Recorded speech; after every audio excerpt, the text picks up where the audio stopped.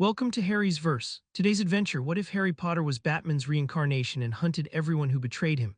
If you haven't already, smash that subscribe button and ring the bell so you never miss a story. Now let's begin. Chapter 1: The Night Wakes. The boy who would not stay a boy was 11 years old when he died for the second time. It happened on the stairs. Vernon Dursley's hand caught him at the collar, the way it always did when supper ran late, and the push that followed was meant to be ordinary, a shove toward the cupboard, nothing more. But Harry's heel found the worn lip of the top step, and the world tilted, and for one weightless instant there was no banister, no wall, no purple-faced uncle bellowing about ungrateful freaks. There was only the fall. He hit the bottom hard enough to drive the breath out of him. His skull cracked against the newel post. White light went off behind his eyes like a flashbulb, and then the white light kept going, kept widening, kept eating the hallway and the smell of overcooked roast and the sound of Dudley laughing somewhere above him until there was nothing left but the light and a single thought that did not belong to an 11-year-old in a cupboard under the stairs. Not like this, not on the floor, get up. The thought had a voice. The voice was older than Harry had ever been. And then the memories came. They did not arrive gently. They arrived the way a dam arrives at the valley below it, all at once, with the weight of a held thing finally let go. A city of glass and rain. A boy in a pearl-strung alley watching two people he loved fall into the wet, and the sound, the terrible, ordinary sound of it, 2 shots and then forever. A mountain monastery and a man who taught him how to fall without breaking. A cave of bats beneath a manor, a cape that snapped in the cold, a code written in his own blood across the back of every choice he had ever made. Decades of nights, decades of work. A name the guilty learned to fear and the helpless learned to wait for. Bruce. Harry lay at the foot of the Dursley stairs with 2 lifetimes pouring through one small body, and he did not scream, though some part of the child wanted to. He had died before. He knew the shape of it now, knew it the way you know a road you have walked 1,000 times in the dark. And this, the cracked skull, the ringing ears, the copper taste flooding his mouth, this was not death. This was a body telling him its damage. He listened to it the way Bruce had learned to listen, cataloging without panic. Concussion, probably mild, no spinal involvement, he could feel his toes. The bleeding at the back of his head was scalp, which bled like a sin and meant little. He would live. He would, in fact, do considerably more than live. Get up, Vernon was shouting, and the words reached Harry across a great distance, distorted, almost comic. Stop your play-acting, boy, you'll wake the whole street. Harry opened his eyes. The hallway of number 4 Privet Drive resolved above him in clean, dispassionate detail, 40 watts in the ceiling fixture throwing a cone of weak yellow that left the corners in shadow. The carpet, hideous and floral, worn to the weave in a track from the front door to the kitchen, the path of a family that never deviated. A coat rack bearing one of Vernon's jackets, the right pocket sagging with the weight of a wallet that had never once opened for the boy on the floor. 3 faces looking down at him, the uncle red and swelling, the aunt all neck and nerves, one hand pressed to her cardigan, the cousin soft and avid, hoping for a show. A month ago, a lifetime ago, a few seconds ago, Harry would have flinched from those faces. He would have made himself small and apologized for bleeding on the carpet. He did not do that now. He looked at each of them in turn, and behind the green eyes that had always been just a little too steady for the adult's comfort, something measured them and found them wanting and began very quietly to plan. "I'm all right," Harry said.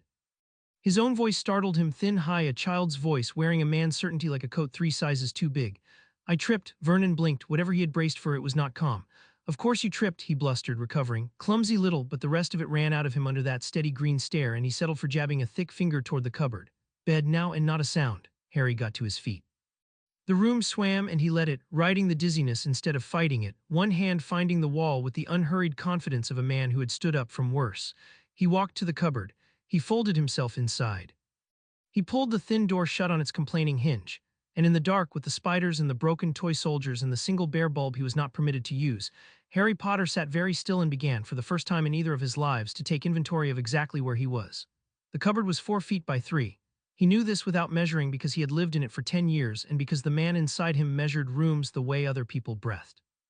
The slope of the stairs gave him perhaps 5 feet of clearance at the high end, falling to under 3 at the low. Light came in around the door in a thin, bright frame. Sound came in everywhere. The Dursleys were not a quiet family, and the cupboard was a drum that caught every footstep on the boards above. He pressed 2 fingers to the back of his head. The bleeding had already slowed. He flexed each limb in the dark, testing, and found them all reporting for duty. Good, a body was a tool. This one was small and underfed and a decade out of training, and he would have to rebuild it from nothing, but it was intact, and intact was a foundation. The mind was the harder thing. He sat with it in the dark and made himself face it squarely, because a man who flinched from his own reality made a poor detective of anyone else's. He was Harry. He had always been Harry, 11 years of cupboards and cruelty and a green-eyed loneliness so total it had become a kind of weather. And he was Bruce. 40-some years of a life lived on the far side of a death, in a world he could not see from here, full of people he had loved and lost, and a war he had waged in a costume against the worst of what people did to each other. Both were true, both were him.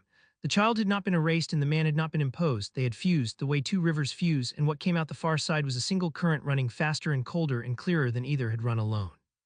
He tested the seam between them and found it held. The child gave him this world, the strange certainty, never examined until now, that he was magic, that the things that happened around him when he was frightened or angry were not accidents. Hair regrown overnight, a jumper that refused to shrink onto him, a leap to a school roof he could not possibly have made. The child had been told these were freakishness, and the child had half believed it, and the man inside him looked at the evidence and arrived in under a second at the only conclusion the evidence supported. He was not a freak. He was a variable the Dursleys could not control, and so they had spent 10 years trying to break him into something that would stay in a box. The man gave him the rest: discipline, a method. The patience to sit in the dark and want nothing, ask for nothing, betray nothing, while the machinery behind his eyes turned over and over. And under all of it, bedrock, the one thing that had survived the alley and the cave and the death and the rebirth intact: the line. Bruce Wayne had spent a lifetime among people who told him the world would be simpler if he simply ended the men who heard it. And Bruce Wayne had refused every time at every cost, because the moment you decided who deserved to die, you became the thing you had sworn over 2 graves to fight. Harry Potter, 11 years old, sat in a cupboard and inherited that refusal whole. He would not kill. Whatever he found in this strange, wan, bright world, and he already suspected he would find a great deal, he would not cross that line. Not for revenge, not for ease, not for the people who had stolen his childhood and called it kindness. But everything short of that line was very, very wide. He almost smiled in the dark. There was a noise above him, the particular creak of the 3rd stair, and he went still and listened. Petunia, by the weight and the hesitation, Vernon came down hard and Dudley came down like an avalanche, but Petunia descended like a woman who did not want to be heard. She stopped at the cupboard. He could see her shadow break the frame of light under the door. She did not speak. She stood there for the length of 4 of his slow breaths, and then she set something down, a small soft sound, fabric on wood, and went back up. When he was certain she had gone, Harry opened the door an inch and looked. A flannel, damp, and beside it a plaster. He looked at them for a long moment. The child in him wanted to make them mean something, wanted, with an ache that had no bottom, for them to be love. The man in him knew better, and the two of them met in the middle at the truth. Petunia Dursley was afraid, not of him, for something. A woman did not creep down her own stairs in the dark to leave a plaster for a boy she despised unless she was managing a risk. He took the flannel and pressed it to the back of his head, and he added Petunia to the list of things he did not yet understand, and he resolved to understand her. Then he lay down on the thin mattress, and because a healing body needed sleep more than it needed answers, he made himself sleep and got it on the first try, which he had never once managed as only a child. He woke before the house. This too was new. The child had slept like the dead and been dragged out of it by Petunia's fist on the door, but the man woke on a schedule the body remembered even when the mind had forgotten it. And at 6 in the morning, Harry's eyes opened in the dark and he was instantly, completely awake. He used the hour. The Dursleys' house was a closed book to a frightened child and an open one to a detective, and Harry read it. He let himself out of the cupboard with a care that made no sound, and he walked the ground floor in his socks, and he looked at everything. Not for things to take, for things to know. A house was a confession its owners did not realize they were making, and number 4 confessed in every overstuffed cushion and framed photograph and carefully alphabetized stack of mail. The mail was where he started, because money was always where you started. Bruce had learned that across 2 careers, the one in the cave and the one in the boardroom. Follow the money and the truth fell out the bottom. He went through the post in the rack by the door, swift and exact, refolding each envelope along its own creases so that nothing would seem disturbed. Bills, a garden center catalog, a letter from Marge. At the back, held with a rubber band that had gone brittle and gray with age, a thin stack of bank statements that Vernon clearly did not want to throw away and clearly did not want to see. Harry read them in the gray light from the frosted glass of the front door, and the last piece of the child's old life quietly died.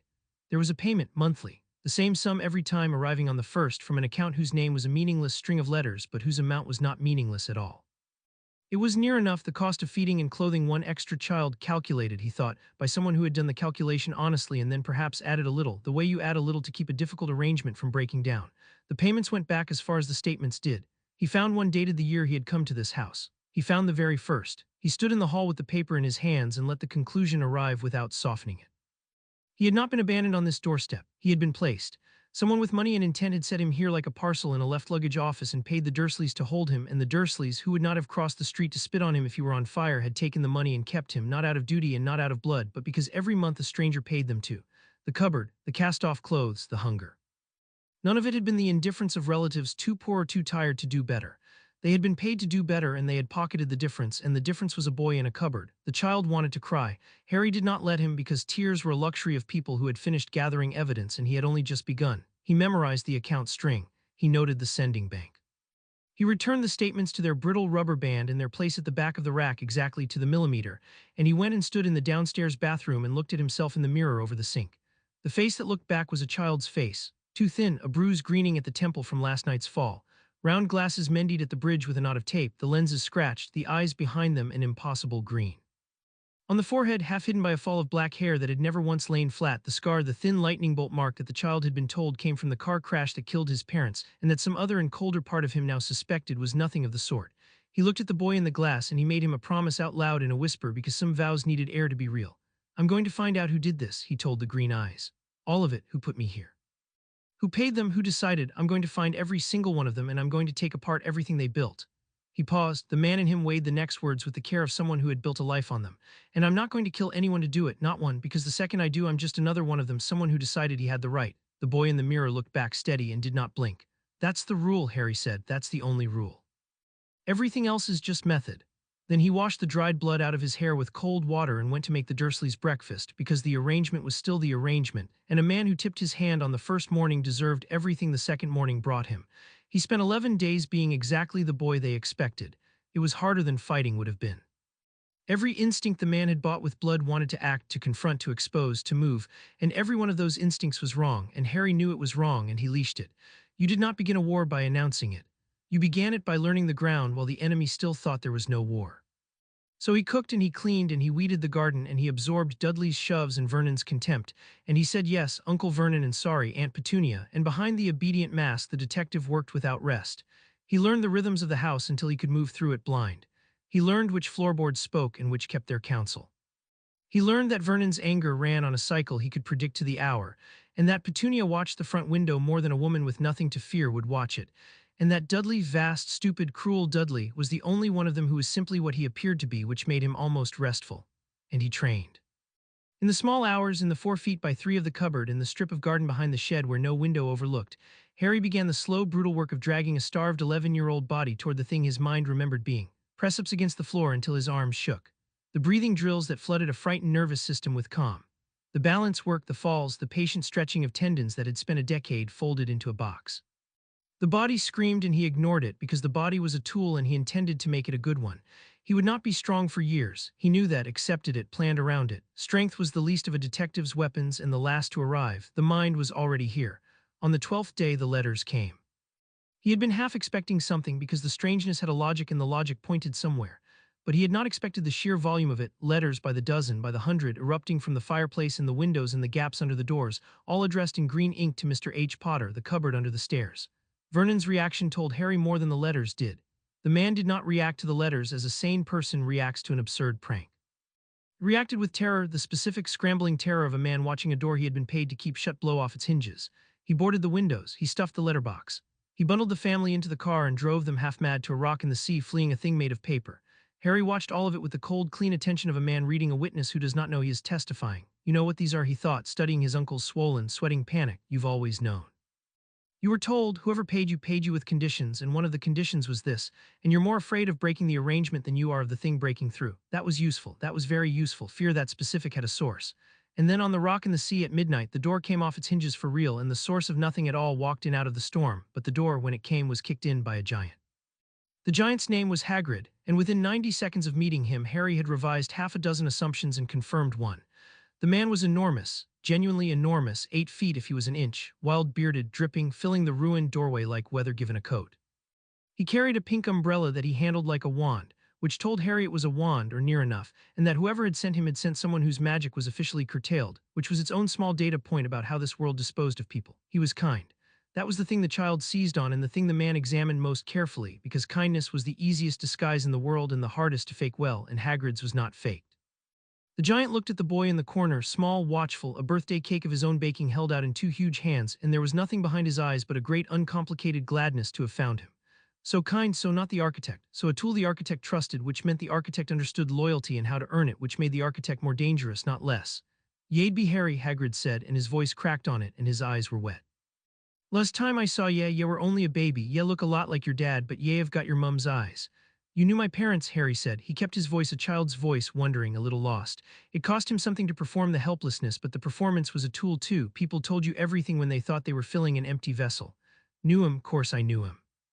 And then it came, all of it in a great warm flood, the wizards, the war, the Dark Lord whose name the giant could barely say, the night Harry's parents had died, the curse that should have killed a 1-year-old and had instead broken on him and rebounded. The scar was no car crash. Harry had known that in the bathroom mirror, and now he had it confirmed, and he sat very still and let the giant pour the shape of this world into him, while the detective sorted every word into fact, belief, and thing he was told to tell me. Most of it was belief, sincerely held, some of it was fact. And a few things, the smooth, practiced phrases the great man, Dumbledore, greatest headmaster Hogwarts ever had, delivered with a reflexive reverence that did not quite match the rest of Hagrid's rough honesty. A few things had the polished feel of words a man has been given to repeat. Dumbledore. Harry held the name and did not let his face change. There you are, he thought. The man my uncle is afraid of breaking faith with. The man who placed me, perhaps. The man this loyal giant loves like God. I don't know yet what you are, but I know that the most trusted name in the room is always the first one to investigate, because trust is the most efficient place in the world to hide a knife. He kept it in the wide, cold architecture of a memory trained across 2 lives to forget nothing that mattered. And there's the matter of your money, Hagrid was saying. You didn't think your mum and dad left you with nothing, did ya? The detective went very still inside the boy. There's money, Harry asked, soft. Course there's money, whole vault of it, down at Gringotts, that's the wizard bank. We'll go tomorrow, get you kitted out first school, Hagrid beamed. Your parents weren't poor, Harry, not by half. A whole vault, Harry thought, mine. And for 10 years I wore Dudley's cast-offs and ate what they left, while a stranger paid them a monthly sum to keep me, and somewhere a vault of my own money sat untouched. Or in here the cold ran all the way down, not untouched at all. He smiled up at the giant, wide-eyed 11. Can we really go tomorrow, he said. I've never had any money. Never had. Hagrid's face crumpled with outrage on his behalf, exactly as Harry had intended it to. Well, we'll see about that. Out in the dark, the sea went on breaking against the rock, indifferent, enormous. Harry listened to it and thought of a cave under a manor and a vow taken over 2 graves, and he understood that he had simply changed cities. The work was the same work. It always had been. Diagon Alley was a wonder, and Harry let exactly half of himself wonder at it. The half that was a child stared helplessly at the impossible street, the cobbles, the cauldron shop, the owls and the cats in the gleaming brooms, the witches in plum and bottle green, the whole bright cataract of a world that had been hidden from him behind a brick wall in the back of a grimy pub. That half was real, and he let it run, because a boy who showed no wonder in Diagon Alley would have been a flag 200 feet high, and Harry intended to fly no flags at all. The other half worked. It catalogued exits. It clocked the rhythm of the crowd and the places the rhythm broke. It noticed that people noticed him, that eyes snagged on his forehead, that whispers ran ahead of him down the street like a wind through wheat. Harry Potter, it's Harry Potter, look. And it understood in an instant that he was famous, that this world had built a story around a scarred infant, and the story had been growing in the dark for 10 years. And that fame was a tool and a target in a cage. And that whoever controlled the story of Harry Potter held more power over his life than the Dursleys had ever dreamed of. Somebody controlled the story. He would find out who. Gringotts he saved for last. In Gringotts he studied like a cathedral and a vault in a fortress, which it was. The goblins behind the long counter were not the comic creatures Hagrid's manner suggested. They were bankers, old, exact, contemptuous of the human pretense that wealth was anything but a ledger, and Harry, who had run a bank in another life, felt something almost like kinship as he watched them work. These were people who did not lie about money, because money was the one thing in the world they took seriously. If anyone in this world had recorded the truth of what had been done to him, it would be here, written in a column, immune to sentiment. Mr. Harry Potter wishes to make a withdrawal, Hagrid announced, and produced with the air of a man handling unexploded ordnance a small golden key. Harry looked at the key. It was the most important object he had seen since the bank statements in the Dursleys' hall, and he was careful to look at it the way a child looks at a key, briefly and curiously. But the man behind his eyes read it the way a man reads a signature on a forged check. Hagrid had it, not Harry. The key to Harry Potter's family vault had been kept, all these years, by someone other than Harry Potter, handed to a trusted giant to carry on an errand, which meant it was kept, ordinarily, by whoever had sent the giant. The Dursleys had a monthly payment from an account they did not control. And the vault that paid it, Harry would have bet the vault itself, sat one level above his head in this very bank, accessible by a key that lived in someone else's pocket. He thought of Dumbledore, the most trusted name in every room. That's my key, he asked Hagrid, all innocence. Been keepin' it safe for ye, Hagrid said comfortably. Professor Dumbledore had it. Great man Dumbledore trusts me with all sorts. Yes, Harry thought, I'm sure he does. The cart ride down into the earth would have terrified the child and exhilarated the man, and Harry let it do a little of both while the cold core of him counted turns and timed the descent and built, behind his eyes, a working map of a place no map existed for. His vault, when they reached it, was not empty.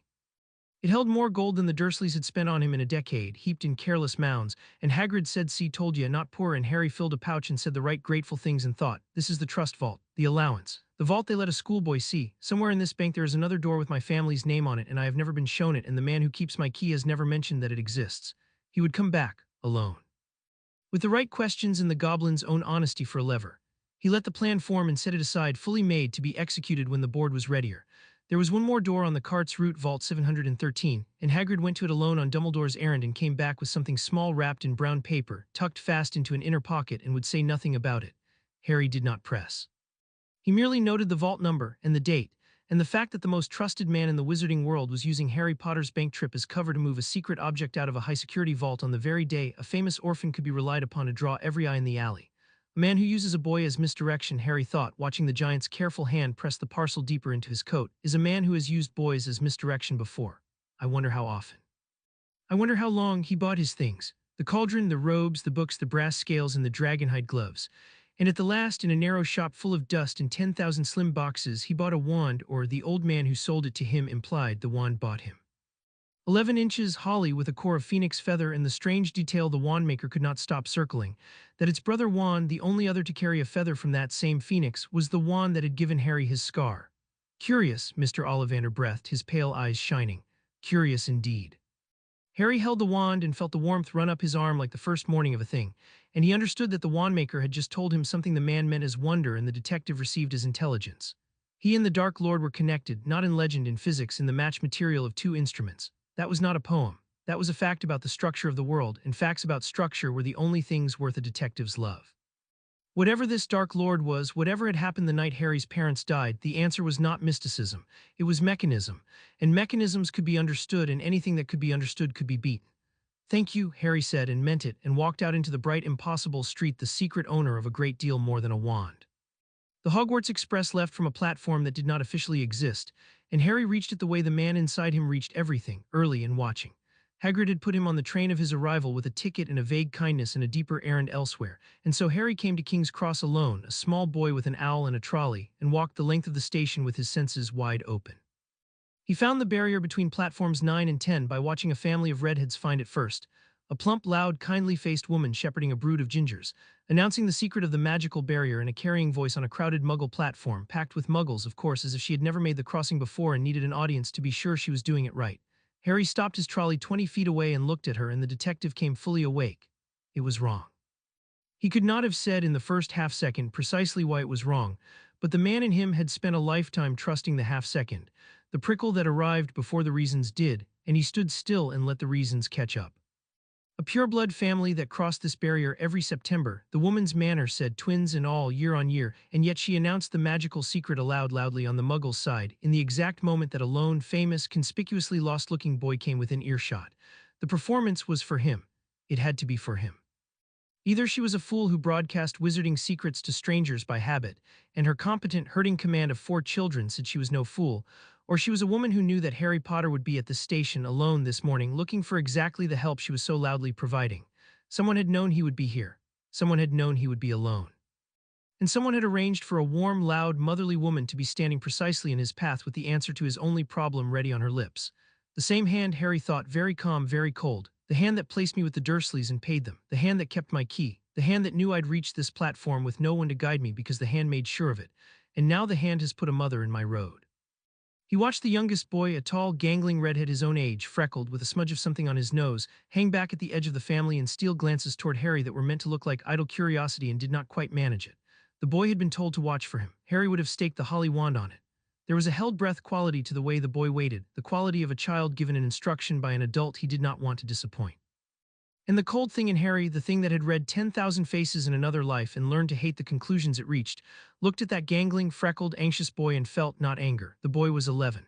The boy was a tool like Hagrid was a tool, like Harry himself had been meant to be a tool, and you did not hate the tool for the hand that swung it. You found the hand.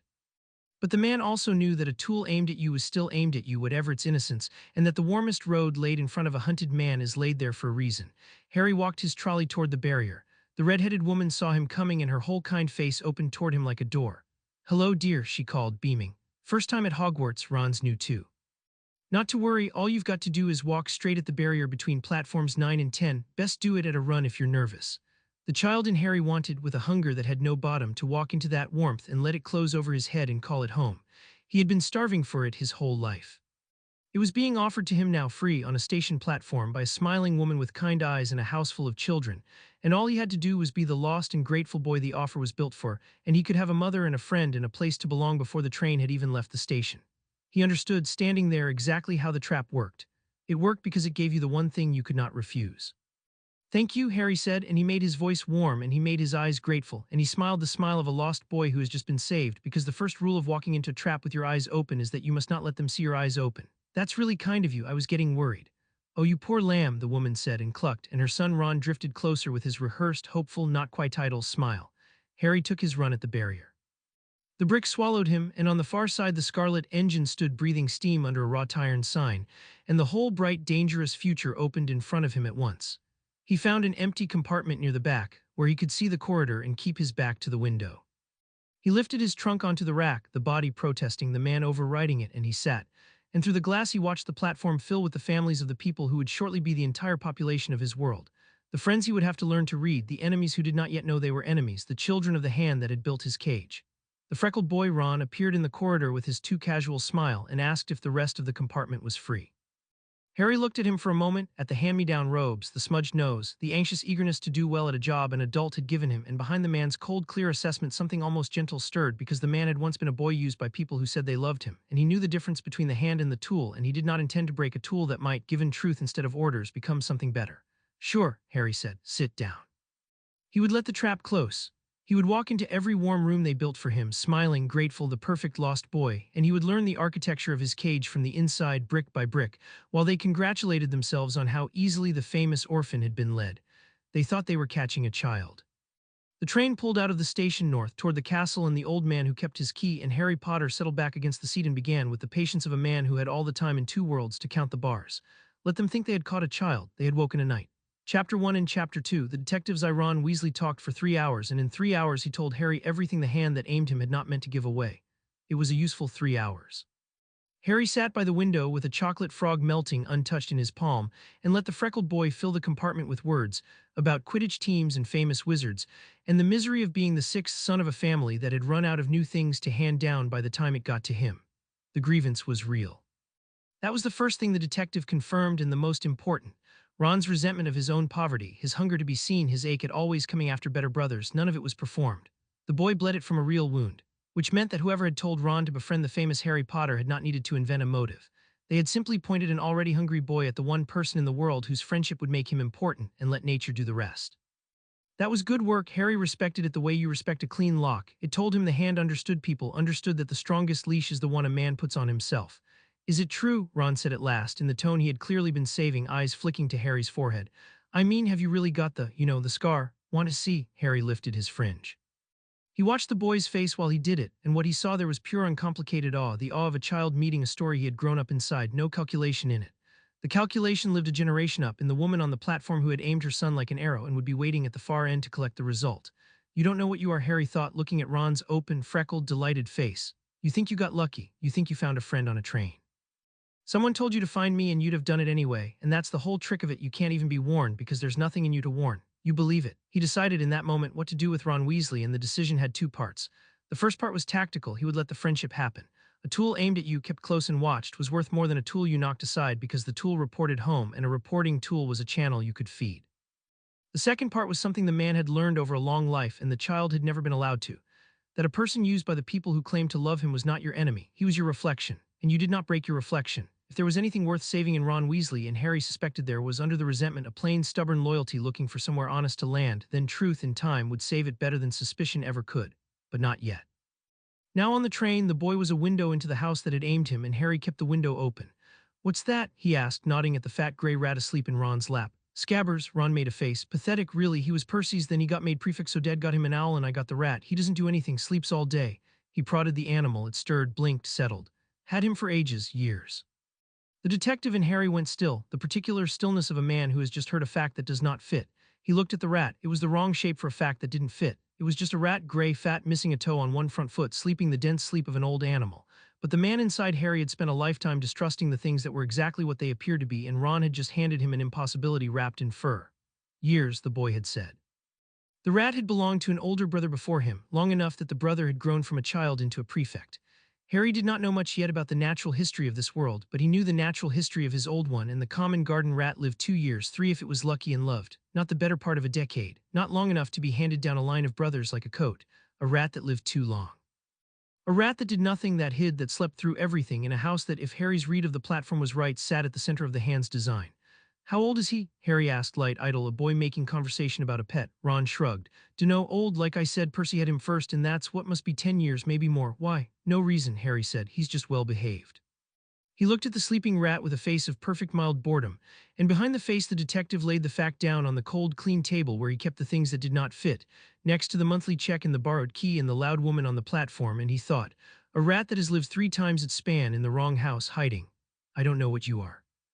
But I know that things which hide that well that long are hiding from something, and the size of the lie is usually the size of what it covers. He would learn what the rat was.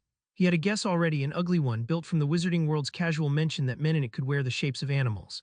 He set the guess beside the fact and let them keep each other company, and he smiled at Ron and asked him to explain the rules of Quidditch again. He was, after all, only a boy on a train making a friend.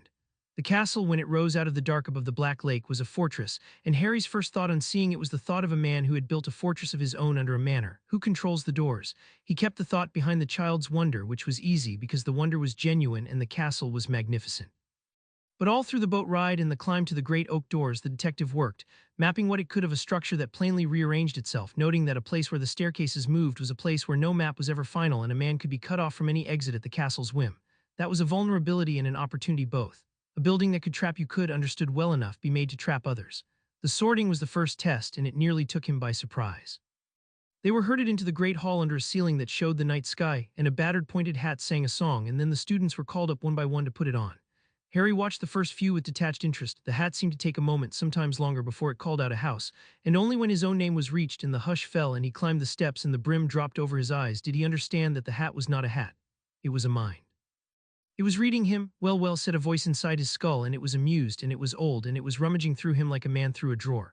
What have we? Oh, the rummaging stopped. Oh, that's not, there's 2 of you. No, 1 of you, but you've been twice. How interesting. How very get out, Harry thought, and he did not think it the way a frightened child thinks stop. He thought it the way Bruce had learned to think behind walls he had built across a lifetime to keep telepaths and torturers, and his own worst nights out of the room where the work was done. He closed. Not a slammed door, a slam invites a shoulder, but a smooth, total, seamless drawing shut, the lights going off room by room until the hat was standing in a dark and empty house with nothing left to read but the bare fact of a boy in a chair. The hat was quiet for a long moment. That, it said at last, with something almost like respect, is a defended mind. I have sorted 1,000 children, and I have felt walls before, but never the whole house go dark at once, and never from one so young. You have done this before, somewhere, somehow, a pause. You could be great, you know, the cunning's there, oh yes, and the will Slytherin would make you a king, and you would let it think the crown was its idea. No, Harry thought, put me where I can see them all and they can't see me. Put me where the story already lives. Ambition that hides itself, the hat murmured, the most dangerous kind, but not for Slytherin. No, Slytherin would put a target on you, and you've worn enough of those. You want the blind spot, you want the house nobody watches, it seemed to sigh. Then it had better be Gryffindor. The far table erupted, scarlet and gold, the Weasley twins chanting, we got Potter, and Harry took off the hat and walked down into the noise wearing the easy startled grin of a boy who has been welcomed, and thought, good, the brave house. The house the story expects of the boy who lived, the house the hand will have planned for. Let me be exactly where they think I'll be. The best place to watch a man is the place he has stopped watching because he is sure he already knows what's there. He sat. The hand had a chair waiting for him, and he took it, and from it he turned his attention up the hall toward the long table where the teachers sat and began to read the room that mattered. He found the old man first because the old man was the center of the room, and the center of the room is always where you look.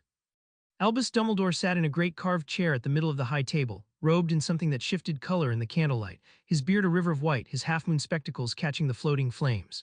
He was on the surface exactly the figure the legend had promised, benign, twinkling, vast with a gentle authority, a grandfather to 1,000 children. The child in Harry felt the pull of him at once, the deep gravitational want to be approved of by so warm and certain a son. The man in Harry watched the twinkle and understood it was a technique. He had known men like this, not villains. That was the trap of him, the reason he worked. Albus Dumbledore was not a man who enjoyed cruelty. Harry could see that across the length of the hall, in the genuine pleasure the old wizard took in the noise and the food and the frightened first-years finding their feet. He was something more dangerous than a man who enjoyed cruelty. He was a man who had decided long ago that he could see further than anyone else, and that seeing further gave him the right to arrange, to move people like furniture toward an end only he was wise enough to understand. The twinkle was the bedside manner of a surgeon who had never once doubted the necessity of the cut. It said, trust me, child, I know what's best, and the terrible thing, the thing that made him formidable, was that he believed it all the way down. And his eyes, when they came to rest on Harry, as Harry had known they would, as they did halfway through the feast, with a casualness that was not casual at all, his eyes did something the twinkle was meant to hide. They checked. For a quarter of a second, behind the warmth, there was a flick of pure assessment, the glance a man gives a tool to make sure it is still where he left it and still the shape he needs. Is the boy as I built him? Is the boy still pliable? Is the boy still mine? Harry, who had been waiting for exactly that glance, gave the old man what the old man was checking for. He let his own eyes go wide and shy and grateful, let his gaze drop, let his whole young face fill with the helpless, hopeful awe of an orphan beholding the great kind wizard who had surely watched over him all along.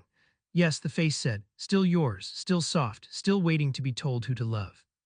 And he watched under his lashes the small satisfaction settle into the old man's shoulders, the almost imperceptible easing of a planner who has confirmed that the most important piece on his board is right where he placed it. There Harry thought, and the cold in him was very quiet and very deep. Now I know your tell, you check your pieces. Every great planner does. It's the one thing you can't stop doing because the plan is the whole of you and a man cannot help touching the thing he loves most. I'll give you a checked piece every time you look. I'll be the most reassuring sight in this castle. And while you're reassured, I'm going to take your board apart underneath you one square at a time, and the last thing you'll ever check is the place where I used to be. He looked away before the look could be noticed for what it was, and let his attention move down the table to the rest of them. Most were nothing, teachers simply, with the small visible tells of overwork and routine and private kindness that any honest crowd of adults wears. The tiny charms master stood on a stack of books to see over the table. The stern witch in green tartan watched her new Gryffindors with a severity that did not quite cover her pride in them. Harry marked her as honest and possibly, someday, useful, the way an honest person inside a corrupt structure is always the most useful thing in it. The half-giant Hagrid beamed down the hall at Harry and raised a goblet the size of a bucket, and Harry raised his own and let the warmth be real, because Hagrid's warmth was real and a man who could not tell the difference between a friend and an asset had no business pretending to either. And then, near the end of the table, two men, and the two men were the knight's last lessons. The first wore a turban and a stammer, and the moment Harry's eyes found him, the scar on his forehead lit with a thin hot wire of pain. It was brief, a flare gone almost before he registered it, but Harry had spent a lifetime learning that the body knows things the mind has not been told, and a wound that woke when a particular man entered his eyeline was a wound trying to testify. He kept his face still and studied the man under the turban without seeming to. Professor Quirrell, someone said, defense against the dark arts, nervous as a rabbit, stammered his way through his own subject, smelled faintly of garlic and fear. The performance was very good. It was so good that nearly everyone in the hall had clearly bought it whole, the harmless, jittery, useless professor, a figure of gentle fun. But the man in Harry had built a career on the principle that no one is ever exactly one thing all the way through, and Quirrell's terror was too complete, too unbroken, a stammer that never once slipped even when no one was pressing him, a flinch that was always on, like a light left burning to prove the house is empty. Real fear was intermittent, it spiked and ebbed. A man genuinely frightened forgot to be frightened sometimes in the gaps when he thought no one was watching, and Harry watched the gaps, and in the gaps Quirrell did not relax. The fear never went off duty, a mask, Harry thought, worn every waking second, which means worn for an audience that's always present. You're not afraid of the students. You're performing fear for something that's with you all the time. He thought of the scar's hot wire, and of a wandmaker's quiet word about a brother wand, and of a dark lord who had not, by all accounts, been confirmed truly dead. He did not leap to the conclusion. He set it on the table with the rest. But he marked Quirrell as the most interesting man in the room after Dumbledore and resolved to learn what walked behind that turban. The second man taught him the first hard lesson of the war and taught it in under a second and very nearly won. Harry's gaze, moving on from Quirrell, crossed a pale sallow face framed in lank black hair, a teacher in severe black, watching the Gryffindor table with an expression of settled distaste. And the instant their eyes met, Harry felt it, a touch, light, deft, expert, slipping past the front of his attention and reaching for the room behind it. A reader. Not a hat clumsily rummaging, but a trained, surgical legilimens sliding in under the cover of an idle glance to take what he could before the boy even knew a hand was in his pocket. The child Harry would never have felt it. The man felt it the way you feel a draft from a door you were sure was shut, and he closed, instantly, totally, the house going dark, but this time with a difference, because this was not a hat to be politely shut out. This was an enemy, probing, and an enemy who finds a smooth, blank wall where a child should be learns more from the wall than from anything behind it. So Harry did not give him a blank wall. He gave him a child. He let the surface of his mind fill in the quarter-second of contact, with exactly what a starved, awed, overwhelmed 11-year-old's mind should hold on his first night: the dazzle of the candles, the want of belonging, a flash of the Dursleys' cupboard, a child's bright nervous nothing, and behind that bright nothing he sealed the house and let the reader take the decoy and withdraw, satisfied, having found a boy. The pale man's eyes narrowed just slightly. Then he looked away. Severus Snape. Harry would learn the name within the hour and learn the rest across the year. Potions master, head of Slytherin, a man wrapped so tight in old grievance that the grievance had become the shape of him. But on the first night Harry knew only the essential fact, and the essential fact was a weapon. There was a man at this school who read minds, who read them by reflex, who had reached for Harry's the instant he could. Anything Harry let his face hold, this man would take. Anything Harry's surface thought, this man might catch. Which meant that from this night forward Harry would think nothing on his surface that he did not choose to be read, and would wear every waking second a mask of his own, not Quirrell's brittle terror, but a smooth and pleasant and perfectly ordinary boyhood, painted fresh each morning over the cold machine beneath. Two maskers at one table, he thought, eating his pudding with the contented vagueness of a child up far past his bedtime. Quirrell hides what's behind him, Snape hides what's behind everyone, and the great kind man in the middle hides what he is behind the very fact that everyone is sure they already know. A whole school of masks, good, I've worn one before. I'll wear a better one than any of you because mine has a lifetime of practice behind it and none of you know I'm wearing it at all. The feast ended. Dumbledore rose and said a few warm mad words about a forbidden corridor and a painful death, and the warning was so absurdly specific that Harry marked it at once as bait. There is something in this castle the old man wants the brave and the curious to go looking for, and he has dressed the lure as a prohibition because nothing draws a Gryffindor like a locked door, and he resolved to be the one student in the school who did not take it. Then the prefects led the first years up through the moving stairs to a portrait of a fat lady in a common room of scarlet and gold. And Harry Potter went to bed in a four-poster with hangings he could draw in a dormitory with a door that locked, for the first time in his life behind a barrier of his own, and lay in the dark planning, while 5 other boys slept the easy sleep of children who did not yet know what kind of world they had been born into. He gave the war a week of silence and used the week to build. The first thing a detective needs is not a clue. It is a place to keep the clues and a method and the discipline to record everything before memory can soften it into a story. Harry had the method already carried whole from another life. What he lacked was the place, and on the third night, while his dormitory slept, he found it. The castle wanted to be understood. That was the thing he learned about it that week, moving through its corridors after curfew with a silence the body was slowly relearning. It was old and half awake and faintly lonely, and it answered attention with cooperation, opening shortcuts to those who walked it with respect. He found a disused classroom on the 4th floor with a loose hearthstone, and under the hearthstone a dry cavity the size of a hatbox. And into the cavity he began to build the first cache of his second war, a notebook, sewn from spare parchment and hidden in plain language only he would read, the Holly Wand spare, a few galleons, a list growing of names and facts and the cold, thin lines that ran between them. He wrote it all down, the check, the key in Hagrid's pocket and the name attached to it. The vault he had been shown and the vault he had not. The woman on the platform and the son she had aimed. The rat that had lived too long, Dumbledore's checking glance, Snape's reaching mind, Quirrell's unbroken fear and the wire of pain behind Harry's scar. Each fact on its own line, each line dated, no conclusions written down where a conclusion could be wrong, only the facts in order, building toward a shape he could already half see and refused to name before the evidence had earned the name. This was the discipline that separated the detective from the paranoid, and Harry held to it the way he held to the code because they were the same thing wearing different coats. The paranoid man decides the shape first and bends the facts to fit it. The detective lets the facts make the shape and throws out a whole night's theory the moment a single fact refuses to lie down inside it. So far, the facts all lay down inside the same ugly shape, but it was early. He kept building the cache and kept his conclusions in pencil. The proof of his method when he ran on a stranger because you do not test a blade on the thing you mean to cut. There was an older boy named Marcus, a 4th-year smooth and well-liked, running a quiet trade out of an alcove near the library. A charmed coin, he told the younger students, that would whisper the answers during exams if you held it and concentrated. 2 galleons a coin. Business was good. First and second years lined up with their pocket money, desperate and trusting, and went away clutching their useless brass in their hope. Harry watched the trade for 2 days before he understood it fully, and what he understood was not really about the coins. The coins were nothing ordinary money with a sonorous charm laid on lightly enough to make them tingle warm in a nervous hand, a placebo dressed as a miracle. The fraud was in the structure. Marcus sold to the youngest and most frightened, took their money before any exam could prove the coin a lie, and relied on the fact that a child who has been cheated is ashamed, and a child who is ashamed does not tell. He had built a small perfect machine that ran on the silence of its victims. It was in miniature the exact architecture Harry suspected had been built around his own whole life, profit, extracted from the helpless, protected by their shame. He took it apart in an afternoon, and he took it apart without ever raising his voice, because the point of the exercise was to prove to himself that the method worked, and the method did not need volume. He did not accuse Marcus. Accusation invites denial, and denial is a fight, and a fight has a winner and a loser and a great deal of noise, and Harry wanted none of those things. Instead, he did 3 quiet acts. He bought a coin himself and took it to the empty charms classroom, and with 2 days' careful reading and the tingle of the brass to guide him, he learned exactly what charm was on it and how thin it was. Then he found the youngest of Marcus's victims, a tiny terrified Hufflepuff who had handed over a month's pocket money, and he taught the child gently the simple revealing charm that stripped a sonorous down to its bones, and handed the child his money's worth in the only currency that mattered, which was the truth. And then he did nothing at all, and let the truth do what truth does in a building full of frightened children who have all just learned they can stop being ashamed. By the end of the week, Marcus's trade had collapsed, not in a scandal but in a silence. The line outside the alcove simply stopped forming, because every child in it now knew the spell that proved the coin a lie, and a fraud that depends on ignorance cannot survive an afternoon of teaching. Marcus never knew who had done it. There was no one to blame, no enemy to fight, no story to tell that did not begin with "I cheated children for money." He had been beaten by the disappearance of the thing he ran on, and he could not even name his defeat. Harry watched the alcove stay empty and felt the cold, clean satisfaction of a tool tested true.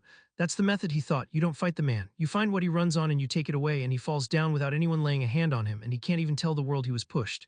No blood, no martyr, no fight he can win by being louder. Just the floor gone and the long surprised drop. He thought of the great kind man at the high table and of the woman on the platform and of all the structures built on his own small helpless silence, and he understood that he had just rehearsed on a fourth-year coin cellar the shape of the entire war to come. It would scale. Everything he had just done would scale. The architecture was the same all the way up.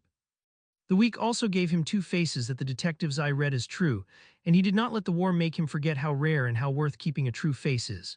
The first was a round, anxious boy named Neville, who had lost his toad on the train and lost his nerve about everything else, and who jumped when spoken to and apologized for occupying space. The other first years had already sorted Neville, with the easy cruelty of children, into useless, and the detective and Harry looked at the boy a single time and saw how completely they were all wrong. The anxiety was a crust over something the child had never been allowed to use. There was a stubbornness in Neville that the fear sat on top of, a refusal that came out only in tiny moments, the way he would not, even terrified, repeat a lie a teacher tried to put in his mouth, the way he flinched from raising his hand but never once from doing the harder right thing when no one was looking. Neville Longbottom was loyal all the way to the bone, to people and to what was true, and loyalty that deep was the rarest element in the world and the only one a war could be safely built on. Harry made room for him at the breakfast table and asked him about plants, the one subject that lit the round face from inside, and began, without the boy ever knowing it, the slow work of giving a coward back the spine that fear had borrowed. The second was stranger, and he found her by the lake. She was a year below him, a first year still waiting for her own term to start, in the way of someone who had simply wandered up to the castle early because no one had thought to stop her. A small fair girl with enormous pale eyes and a way of looking at things slightly to the side of where they were, as if the world she saw and the world that was had agreed to overlap only loosely. Luna Lovegood, she told him, when he sat down a careful distance away on the same stretch of shore. She was looking for creatures that, she explained serenely, most people couldn't see. The other students had a word for her already, and the word was loony, and Harry had heard it said with the same easy cruelty they'd spent on Neville. He sat with her for an hour and revised everything. The girl was not mad. That was the conclusion the lazy reached because it cost them nothing. What Luna Lovegood was, the detective understood within the hour, was unmanaged, a mind that had never once been taught to be ashamed of what it noticed, and so noticed everything, and reported it without the filter that taught everyone else which truths were safe to say aloud. Half of what she said was the private mythology of a lonely child. But the other half, Harry sat very still through the other half. The other half was observation so acute it sounded like nonsense only because no one else had been brave or strange enough to say it. She had noticed which teachers feared the headmaster and which loved him. She had noticed that Harry himself watched the room the way the heron watches the water, all stillness and then everything at once. And she had said it without alarm, the way you'd remark on the weather, and Harry had felt the cold pleasure of being, for the first time in 2 lifetimes, simply seen. She missed nothing and feared nothing and believed every strange thing she noticed, which made her, to a man building a network of eyes, very nearly the most valuable person he had met. You see a lot, Harry told her. So do you, Luna agreed, watching a dragonfly that may or may not have been a dragonfly, but you pretend you don't. That must be tiring. She turned the enormous eyes on him, mild and certain. You don't have to pretend with me, I won't tell, nobody listens to me anyway. It was, Harry thought, the most useful sentence anyone had spoken to him since he woke at the bottom of the Dursley stairs. He did not let his face show it. But he marked Luna Lovegood as the third true face of his second life, after Sirius, whom he had not yet met and already half-loved through the wound of an old injustice he meant to right, and Neville, and he began to understand that the war he was building would not be fought alone, because the same eye that found the guilty also found the rare and decent few. And a knight without an Alfred, without a Gordon, without the handful who knew his face and held his line, was only a man alone in the dark. And Harry had been alone in the dark long enough. The forbidden corridor was the first trap Harry was offered, and he taught himself the most important lesson of his second life by refusing to walk into it.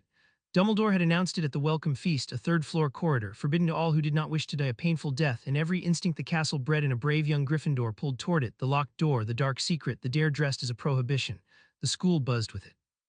Older students whispered theories, the bold ones planned expeditions. And Harry, watching the buzz spread, understood at once that the prohibition was not a prohibition at all. It was bait, a lure so perfectly shaped to the curiosity of brave children that it could only have been laid deliberately, by someone who wanted a particular brave child drawn toward a particular dark door, to be tested by whatever waited behind it. He did the detective's work on it across a few quiet weeks, never going near the corridor itself, gathering instead the evidence that floated freely around it. The high-security vault at Gringotts emptied the very day of his own first visit, the small parcel Hagrid had carried away, the unusual concentration of powerful protective magic that Luna, even then, had remarked on with her serene accuracy. The pieces lay down inside a single shape. Something valuable and dangerous had been moved from the safest bank in the world to a school full of children, which made no sense as security and perfect sense as a stage. Whatever waited behind the forbidden door was guarded by a gauntlet of enchantments clearly designed to be passable by a clever, determined student, and was watched over by a headmaster who had announced its existence to the one boy he most wanted to forge into a hero. It was a test. A proving ground, built to take a grateful, brave, untrained boy and run him through danger so that he might emerge believing he had been chosen, tempered, made ready, bound tighter to the great man who had arranged the whole ordeal for his own good. Harry did not take the test, and the not taking was the lesson. A lesser boy, the boy the architect wanted, would have gone, because going was brave and brave was what heroes did. But the man inside Harry knew that the most dangerous thing in the world is a battlefield your enemy has prepared for you, and that the bravest move available is often the refusal to perform bravery on command. So he stayed away. He let the corridor stand, its secret unprobed, its trap unsprung, and he watched the architect's careful proving ground sit empty and useless, while the boy it had been built to forge spent his nights instead in a disused fourth-floor classroom, building a war the great man could not imagine. It cost Harry nothing, and it taught him everything. That he would never again let an enemy choose the ground, never again mistake a dare for a duty, never again walk through a door simply because someone powerful had taken care to leave it temptingly locked. The whatever it was behind the corridor was dealt with in the end by the school's own machinery and the architect's own plans, without Harry ever setting foot near it. And Dumbledore, Harry noted with cold interest, spent the rest of that year subtly, fruitlessly waiting for a heroism that never came, the first small sign, long before the man understood it, that the weapon he had forged was not going to fire in the direction he had aimed it. He confirmed the leash on a Tuesday in the owlery with a borrowed school owl and the goblin's own honesty for a lever. It had taken him 3 weeks of patience to set up, because the move had to look like nothing. A famous boy writing to his bank was the most natural letter in the world, and Harry made it more natural still by burying the real question inside a child's stumbling courtesy. He wrote to Gringotts to thank them for his vault, to ask shyly whether he might learn how to manage his own affairs as he got older, and almost as an afterthought, the kind of innocent half-question a curious orphan might ask, whether the small monthly sum that he understood went to his guardians for his keep was arranged through his own account, since he should like to understand how his parents had provided for him. He did not expect the goblins to volunteer much. He expected them to do the one thing goblins always did, which was to correct a factual error about money, because a goblin would let a man drown before it let a wrong number stand. The reply came back in 4 cold lines, and it was everything. There was no monthly sum from the Potter Trust vault to any guardian, the goblin wrote, with the faint contempt of a creature explaining arithmetic to a child. Mr. Potter was, however, perhaps confusing 2 distinct arrangements. The boy might wish to direct any questions regarding the management of his family's accounts to the holder of his account key and the executor of his parents' estate, as that party retained authority over all such disbursements until Mr. Potter's majority. The bank, the goblin noted with what Harry could feel as institutional disapproval, was not at liberty to discuss the actions of a duly appointed magical guardian without that guardian's leave. A magical guardian, a holder of the key. An executor with authority over the estate and the power to make disbursements like, perhaps, a monthly check from somewhere to a house in Surrey, arranged so as not to touch the trust vault, a curious boy might one day read, drawn instead from the larger family vault that same boy had never been shown and could not question. Harry stood in the cold of the owlery with the goblin's 4 lines in his hand and the whole shape of it finally fully visible, and he did not need the goblin to write the name, because the goblin had already written everything but the name, and the name was the one that had been at the center of every room since Hagrid first spoke it on a rock in the sea. The man who held the key, the man who was executor, the magical guardian appointed by whom? By himself, Harry would have bet the holly wand in the chaos after a murder, with no one alive to say no, over the orphan and his money and his placement and his whole arranged life. The leash was real. He had suspected it in a privet drive bathroom looking at a boy in a mirror. Now he held the proof in his own hand, written by the one institution in the world that would not lie to him about money, and the proof said, "You were not lost and found and sheltered out of kindness. You were taken into a hand's keeping, and the hand has had your key, your gold, your home, and your story since the night your parents died, and has spent 11 years arranging you into the shape it needs." He folded the goblin's letter and put it inside his robes against his chest, where he could feel the small stiff weight of it, and he looked out through the owlery's arch at the castle and the dark grounds in the far line of the forest, and the cold in him was not anger, because anger was a fire and fires went out. The cold in him was the steady, settled, permanent cold of a man who has finally seen the whole of the thing arrayed against him and is no longer afraid of it, because to be afraid of a thing you must still believe it might be larger than you. And Harry Potter, 11 years old, holding a goblin's letter in a cold stone tower, had just finished believing that anything in this world was larger than he was going to become. "All right," he said quietly to the castle, to the old man sleeping somewhere inside it, to the whole patient architecture of his cage. "Now I can see you." He went down out of the tower to write it all in the notebook under the hearthstone in pencil dated, the facts in their cold, clean order, and at the bottom, for the first time, he let himself write one line that was not a fact but a sentence, because the evidence had finally earned it. They built a leash. I'm going to find every hand that ever held it. Then he closed the notebook and slid the hearthstone home and went down to dinner and smiled across the hall at the great kind man who checked his pieces and gave him a checked piece exactly as expected and watched the old eyes ease with satisfaction over the boy who was going to take his whole world apart. Chapter 2 and Chapter 3, Uncovering the Betrayals. The goblins did not love Harry Potter, and that was precisely why he trusted them. He had learned across 2 lives that love was the worst possible foundation for an alliance, because love wanted things and forgave things and bent the truth into kinder shapes, and a man who needed the truth straight could not afford a single ally who loved him. The goblins of Gringotts did not love anyone. They loved gold and law and the cold exactness of a ledger that balanced, and Harry intended to build the first stone of his counterattack on that bedrock, because a creature that will not lie to you about money will not lie to you about anything money touches, and everything the hand had done to him in the end money touched. He could not simply walk into the bank. He was 11 at school watched. So he did what the man inside him had always done when he could not move openly. He moved through proxies and on paper and slowly in steps so small that no single step could trip an alarm. The goblin's 4 cold lines about a magical guardian had given him the lever. Now he set about working it. His instrument was the law itself and the goblin's pride in it. Over 6 careful weeks he wrote 3 letters, each more precisely worded than the last, each researched in the dustier corners of the school library where the law books no student touched lay sleeping under decades of neglect. He had a child's name and a child's penmanship and a child's apparent helplessness, and he used all 3 as cover for questions that were not a child's at all. He asked, with elaborate courtesy, after the rights of an account holder approaching his majority. He asked whether an heir might petition for a full accounting of his own estate. He asked, and this was the question the whole sequence had been built to deliver, hidden at the bottom of the 3rd letter like the real charge under a decoy fuse, whether the bank's duty of confidentiality to a magical guardian extended to actions the guardian had taken that reduced the heir's estate, or only to those that preserved it. The reply to that one took 11 days, which told Harry it had gone somewhere higher than a clerk. When it came, it was signed by a goblin named Ragnok, and it was not 4 lines. It was a formal notice, and it informed Mr. Potter with the icy correctness of an institution that has discovered a question it very much enjoys, that the bank recognized a distinction in law between fiduciary preservation and fiduciary disbursement, that an heir of sufficient understanding retained the right to demand a statement of account regarding the latter, and that should Mr. Potter wish to formally invoke that right, the bank would be obliged to compile and present a full record of all disbursements made from the Potter estate since the deaths of Lord and Lady Potter to the heir, and to the heir alone, the guardian's confidentiality not extending to concealment of the heir's losses from the heir himself.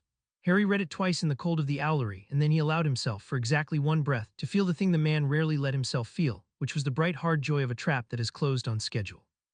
He had just pried open the one door in this world that the hand could not hold shut. Dumbledore controlled the key, the placement, the story, the school, the order, the ministry's deference, and the loyalty of nearly everyone Harry had met. But Dumbledore did not control Gringotts because no one controlled Gringotts, and Harry had just learned the magic words that obliged the bank to hand a boy the complete itemized history of everything that had been taken from him. He invoked the right. He signed the name in a child's careful hand, and then he waited through the dead heart of winter for the goblins to count.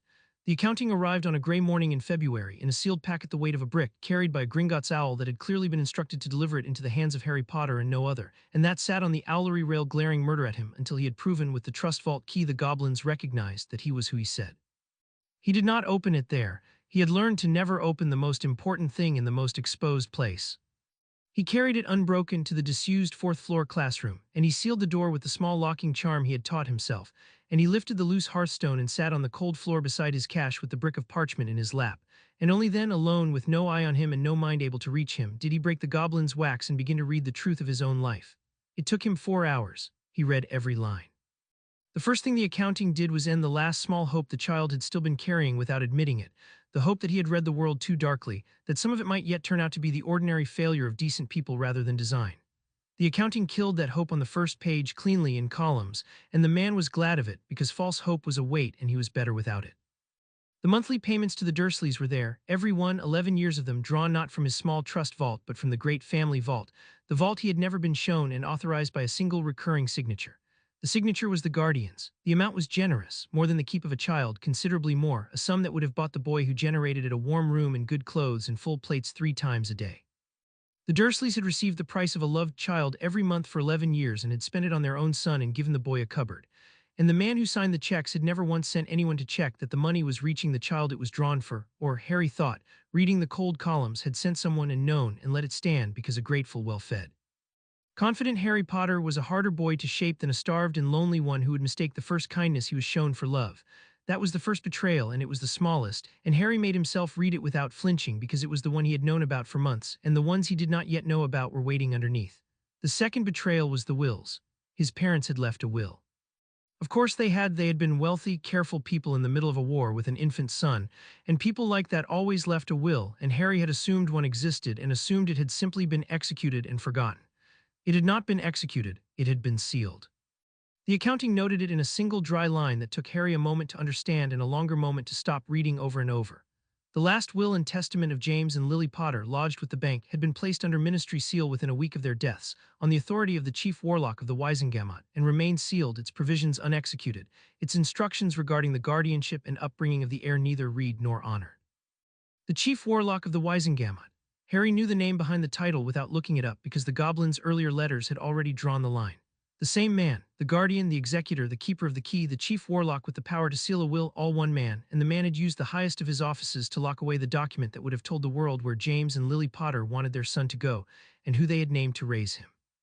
Harry sat with that for a while in the cold classroom, and the child in him, who had spent 11 years being told his parents had left him nothing and arranged nothing and simply died and dumped him on a doorstep, felt something break and then reset into a harder shape. His parents had not failed him. They had written down their wishes carefully in a war knowing they might die, and a man had sealed the page so that their wishes could be replaced with his own. Somewhere in this bank was a sentence his mother had written about where her son should grow up, and Harry would have bet his whole vault that the sentence did not say the cupboard under the stairs at number 4 Privet Drive, and that it very likely named someone a godfather, a friend, a name the man had needed out of the way. He read on because the third betrayal was in the disbursements, and the third betrayal was the one that turned a private cruelty into a conspiracy. There was a second recurring payment. It was smaller than the Dursleys, and it was less regular, and it had begun later, not in the first year but in the 10th, the year before Harry came to Hogwarts, building through the spring and summer before his 11th birthday, which was to say it had begun in exactly the months when a plan that had been content to let a boy rot in a cupboard suddenly needed that boy delivered, friended, and steered. The payments went, the accounting said, to a vault registered to a family of modest means and many sons, and the authorizing signature was again the guardian's, drawing again on the Potter family vault, spending the dead Potter's gold to fund the arrangement of their living son. Harry knew the family before the accounting named it because the man inside him had stood on a railway platform and watched a loud, kind woman aim a hungry boy at him like an arrow, and had wondered who paid for the arrow's flight. Now he knew the payments to the Weasley vault matched, almost to the month, the period in which a sixth son had been told to look out for Harry Potter on the train and make friends. The friendship he had half suspected and wholly walked into had a line in a ledger. Someone had been paid to love him, not the boy who knew nothing, but the mother, who had taken the dead Potter's money to deliver her son's affection to their orphan on schedule. And folded into the same packet, copied out by a goblin scribe who clearly disapproved of the entire human species, was the document that turned a paid friendship into something colder still, a draft. It was a betrothal contract.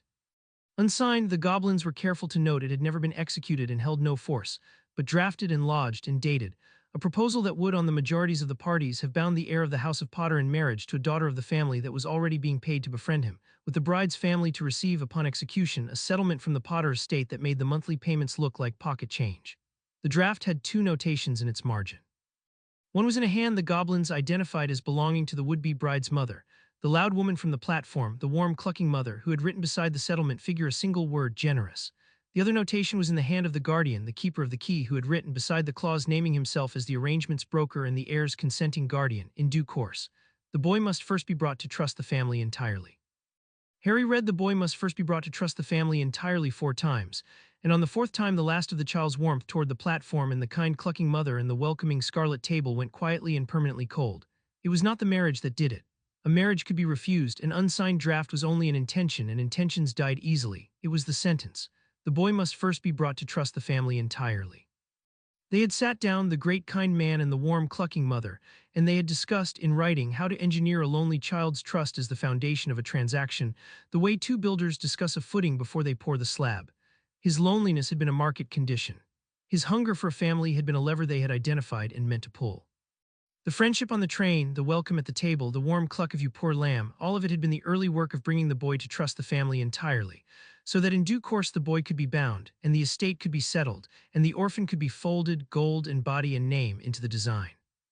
The man in Harry had spent a lifetime among people who hurt others for power and called it necessity, and he had learned not to hate them, because hate was a fire and fires went out and left you tired and the work undone. He did not hate the woman on the platform now. But he understood her fully for the first time, understood that her warmth was not a lie laid over a cold heart but something stranger and worse, a warmth that was perfectly real and had simply been budgeted, love offered sincerely to a child she had already in writing agreed to spend. That was the thing the accounting taught him that 4 hours of February could not have taught any other way. The hand that held his leash did not work by cruelty. It worked by kindness, sincere and weaponized, and it had built around him a whole warm house of people who genuinely liked him and had each been given a reason in gold to like him on schedule. He understood, sitting on the cold floor, that he was not uncovering a villain. He was uncovering a system, a quiet, decades-old machine for turning the dead potter's wealth and the living potter's loneliness into a controlled and grateful weapon, oiled with sincere affection and protected by the fact that everyone inside it believed they were being kind. A system was harder than a villain.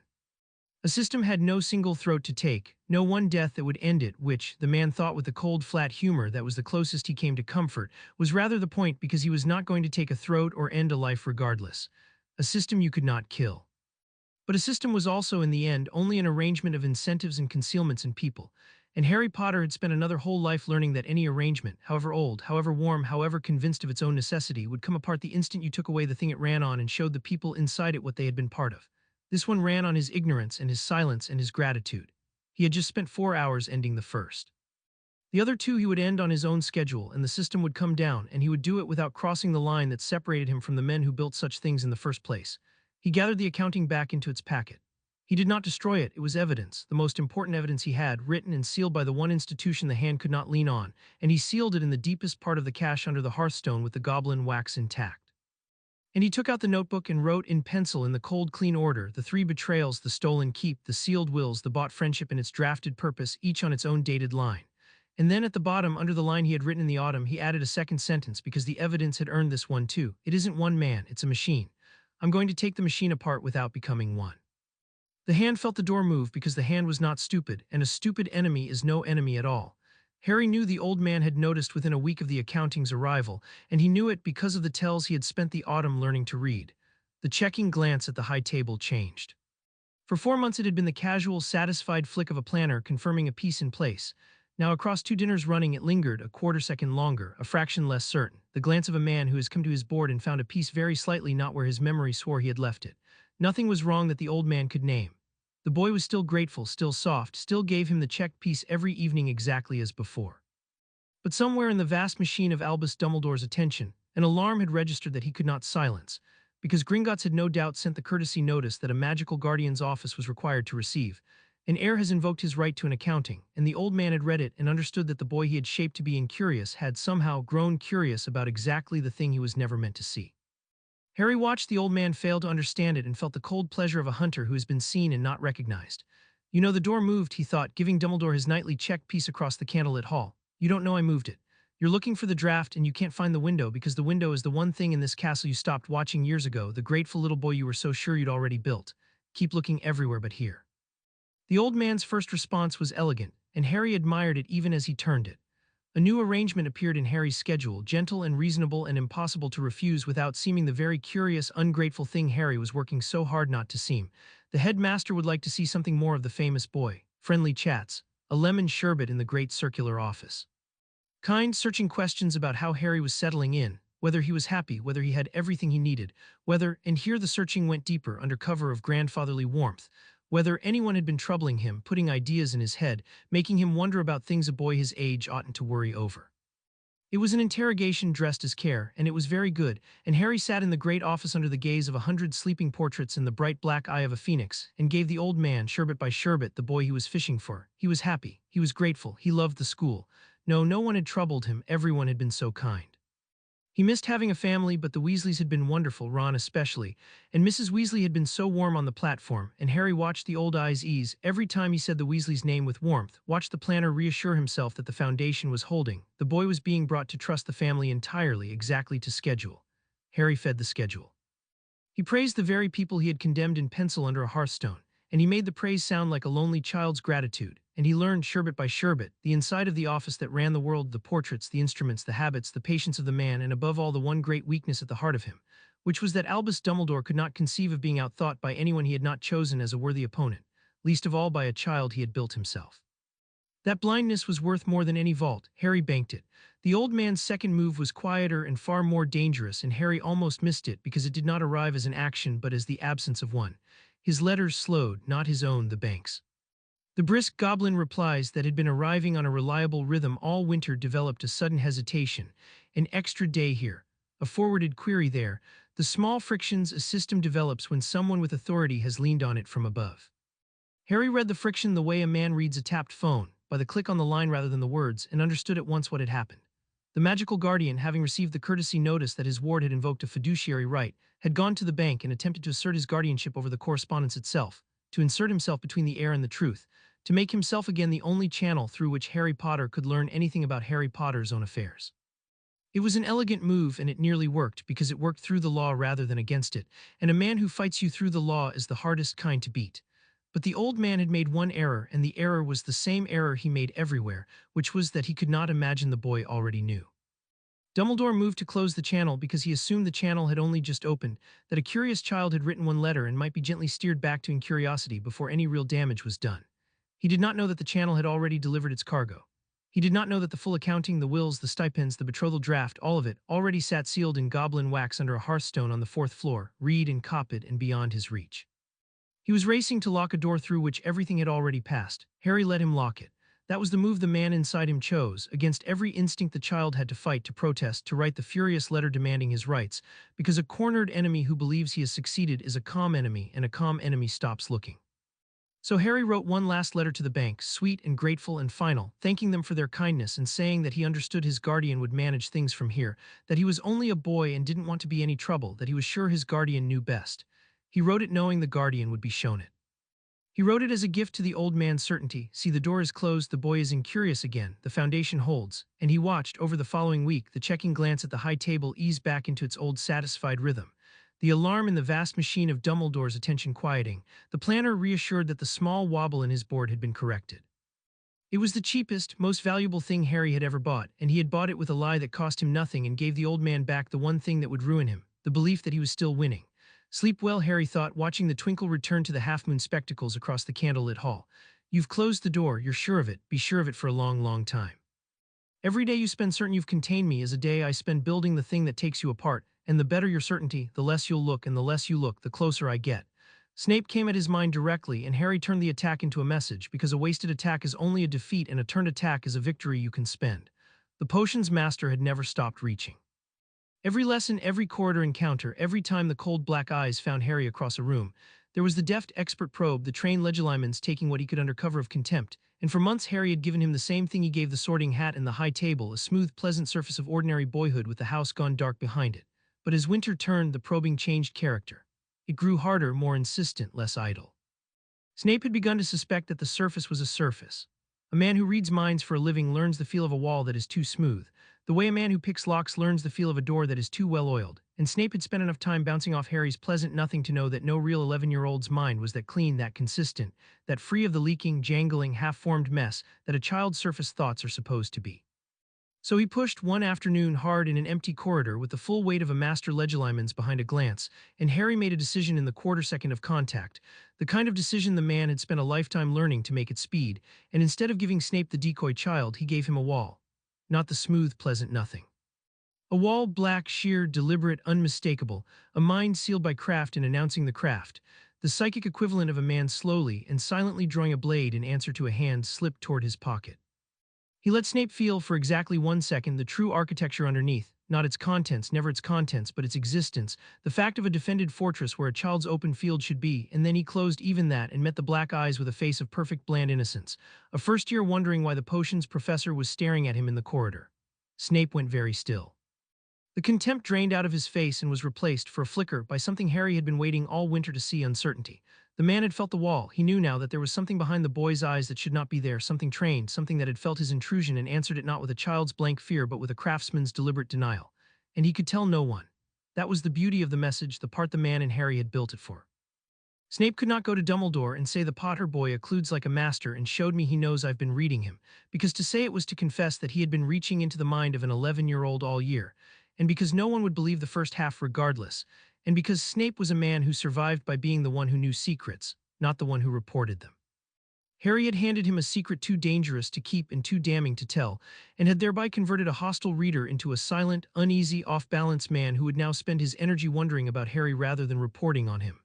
"Is something wrong, sir?" Harry asked, mild, into the silence. "No," Snape said at last, and the single syllable had a new thing in it, a wariness that had not been there before, the wariness of a predator who has reached for what he took to be prey and felt teeth. "Get to your dormitory, Potter." "Yes, sir," Harry said, and went and did not let the cold pleasure reach his face until he was 3/4 away. One reader neutralized, he thought, not beaten. I can't beat a master legilimens at 11, and I won't pretend I can, but moved. You'll watch me now instead of reading me, and watching is slower, and watching I can use, because a man who watches you closely can be shown exactly what you want him to see. He added Snape to the notebook in a category of his own, hostile, but turned to caution, reads minds, tell him nothing, show him everything, chosen, and turn to the next move, which was the one that mattered most, because it was not about an enemy at all. It was about the first man he meant to set free. But before the man, the rat, because a detective does not build a rescue on a guess. And Harry had been carrying a guess about the Weasley's rat since the train, and a guess was not a fact until it had been tested. He tested it over a week patiently without ever once letting Ron see the shape of what he was doing. The opportunities were easy to make. He was Ron's friend in and out of the dormitory, and Scabbers slept in a cage on Ron's bedside table where any boy might idly look at a pet. So Harry looked the way the man inside him had looked at 10,000 crime scenes, slowly, completely, with the patience to wait for the detail the thing did not know it was giving away. And the rat gave away 3. The first was the toe. Harry had heard in the casual horror of the Pettigrew story Hagrid told one rainy afternoon, that of the traitor Peter Pettigrew nothing had been recovered but a single finger, that Sirius Black's curse had blown the man apart and left one finger in the gutter for his mother to bury. One finger. And the rat asleep on Ron's table was missing exactly one toe from one front foot, an old wound long healed, the kind a man might leave on a borrowed body if he had blown off a finger to fake his death and fled into a smaller shape. The detective set the two facts side by side and did not yet call it proof, because one coincidence was only one coincidence. The second was the ears. Harry watched the rat sleep, and the rat did not sleep like an animal. An animal at rest is wholly at rest. Its body forgets the world. The rat's ears tracked. When Ron spoke of his family, of his father's work at the Ministry, of the news from home, the sleeping rat's ears turned fractionally toward the words, the involuntary attention of a thing that understood human speech and could not quite stop listening to it. A rat does not care what a ministry is. This one cared. The third was the test Harry built to break the tie, made so it could be read only one way. He let drop in the dormitory idly to Ron within the rat's hearing a single invented sentence, that he had heard the ministry was reopening old war cases, re-examining the deaths from the First War, looking again at who had truly betrayed whom. It was nonsense manufactured as a stimulus, a stone dropped into still water to see what rose. Ron shrugged at it, bored. The rat did not shrug. The rat, which had slept through a week of ordinary noise, came awake in its cage fully, suddenly, every limb rigid, and pressed itself into the far corner with its missing toed foot drawn up under it, and stayed there, trembling, watching the door for the rest of the night. A rat does not fear a sentence about war crimes. A man hiding from one does. Harry had his fact now hard and tested and triple-locked, and he wrote it in the notebook under the rest. The rat is Pettigrew, confirmed. The traitor lives, the godfather is innocent. The story the world believes is exactly backwards, which is how I'll know I'm right about the rest, because the people who built this machine are the people who told that story, and they got it backwards on purpose. Then he turned at last from the rat to the man it could free. The sealed will had named a name. The goblins, who would not interpret a sealed document, had nonetheless been obliged, under the same fiduciary right Harry had invoked, to disclose to the heir the fact of any guardianship designation the estate's records contained outside the sealed will itself. And the estate's records contained one, because James and Lily Potter had not relied on a single document, had named their son's guardian in more than one place, the way careful people in a war name the thing that matters most in more than one place. The goblins gave Harry the name in a single line, and the name was Sirius Black.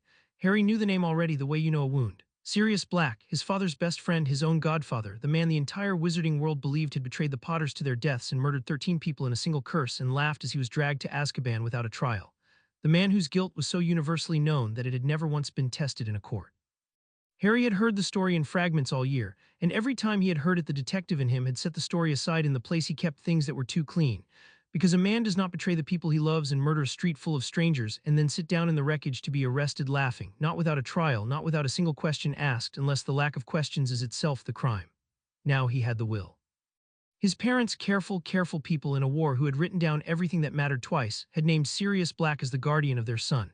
They had named him in writing in the same months they had supposedly been betrayed by him, as the one man on earth they trusted with the thing they loved most. People did not name their betrayer as their child's protector. The two facts could not stand in the same world. One of them was a lie, and Harry knew which, because he had the will in goblin script and the world had only a story no court had ever tested. and between a sealed document and an untried story, the detective bet on the document every time. Sirius Black was innocent.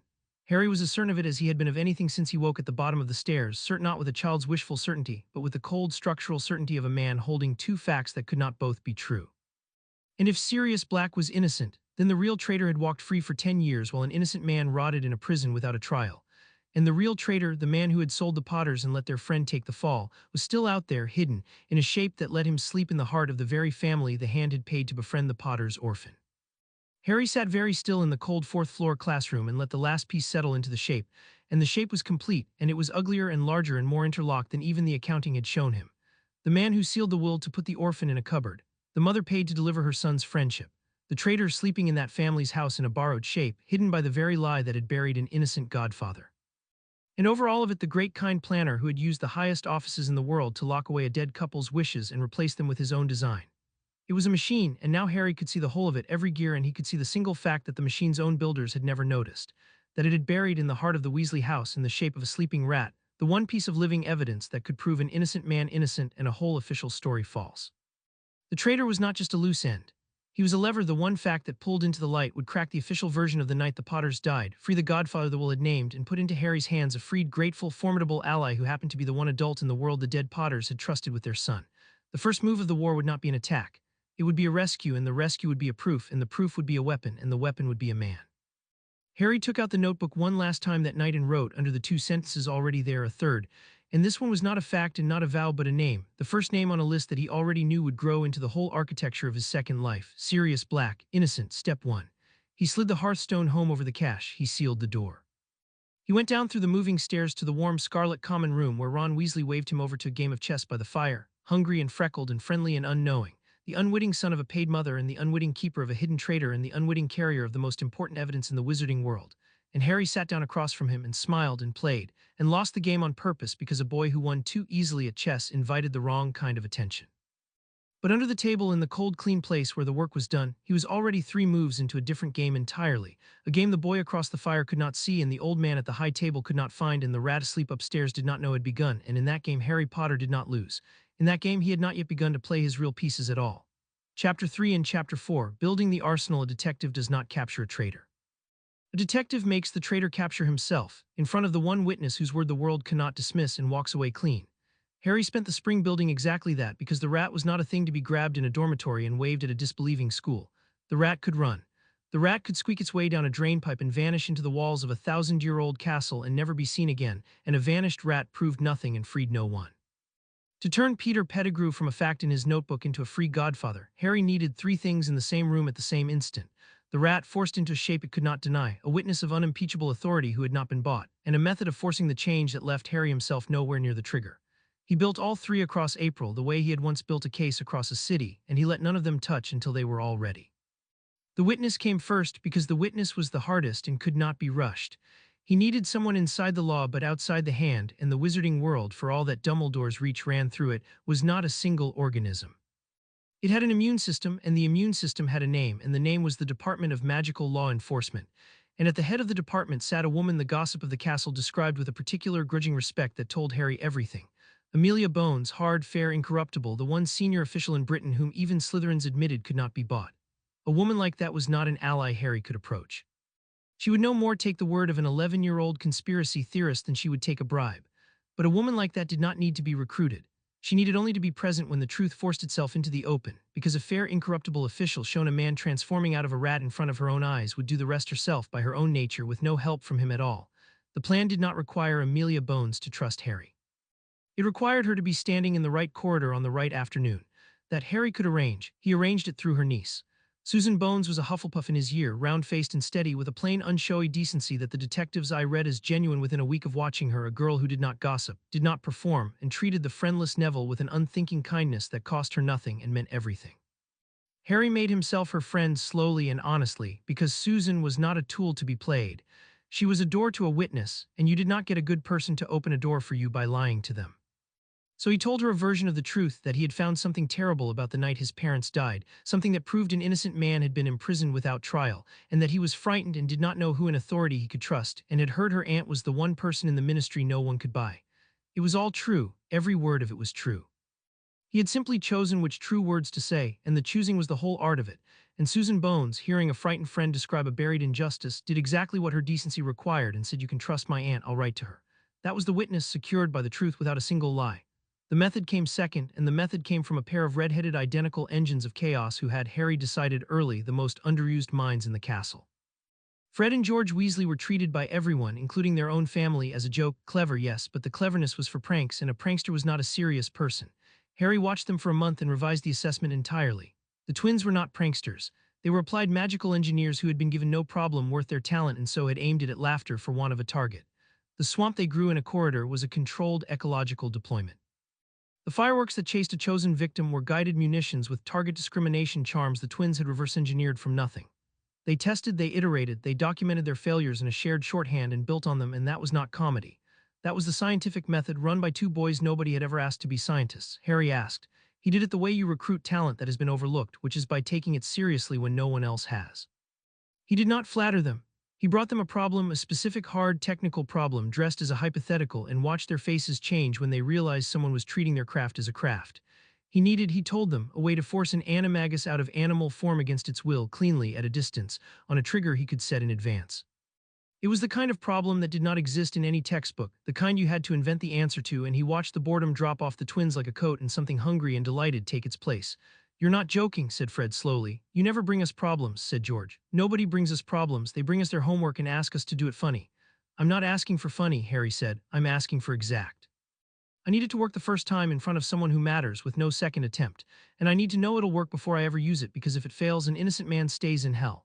The twins looked at each other in the wordless way of people who shared a face, and something passed between them, and when George turned back, his grin had an edge Harry had not seen on it before, the edge of a craftsman finally asked to build the real thing. "Reckon we'd better get it right then," George said.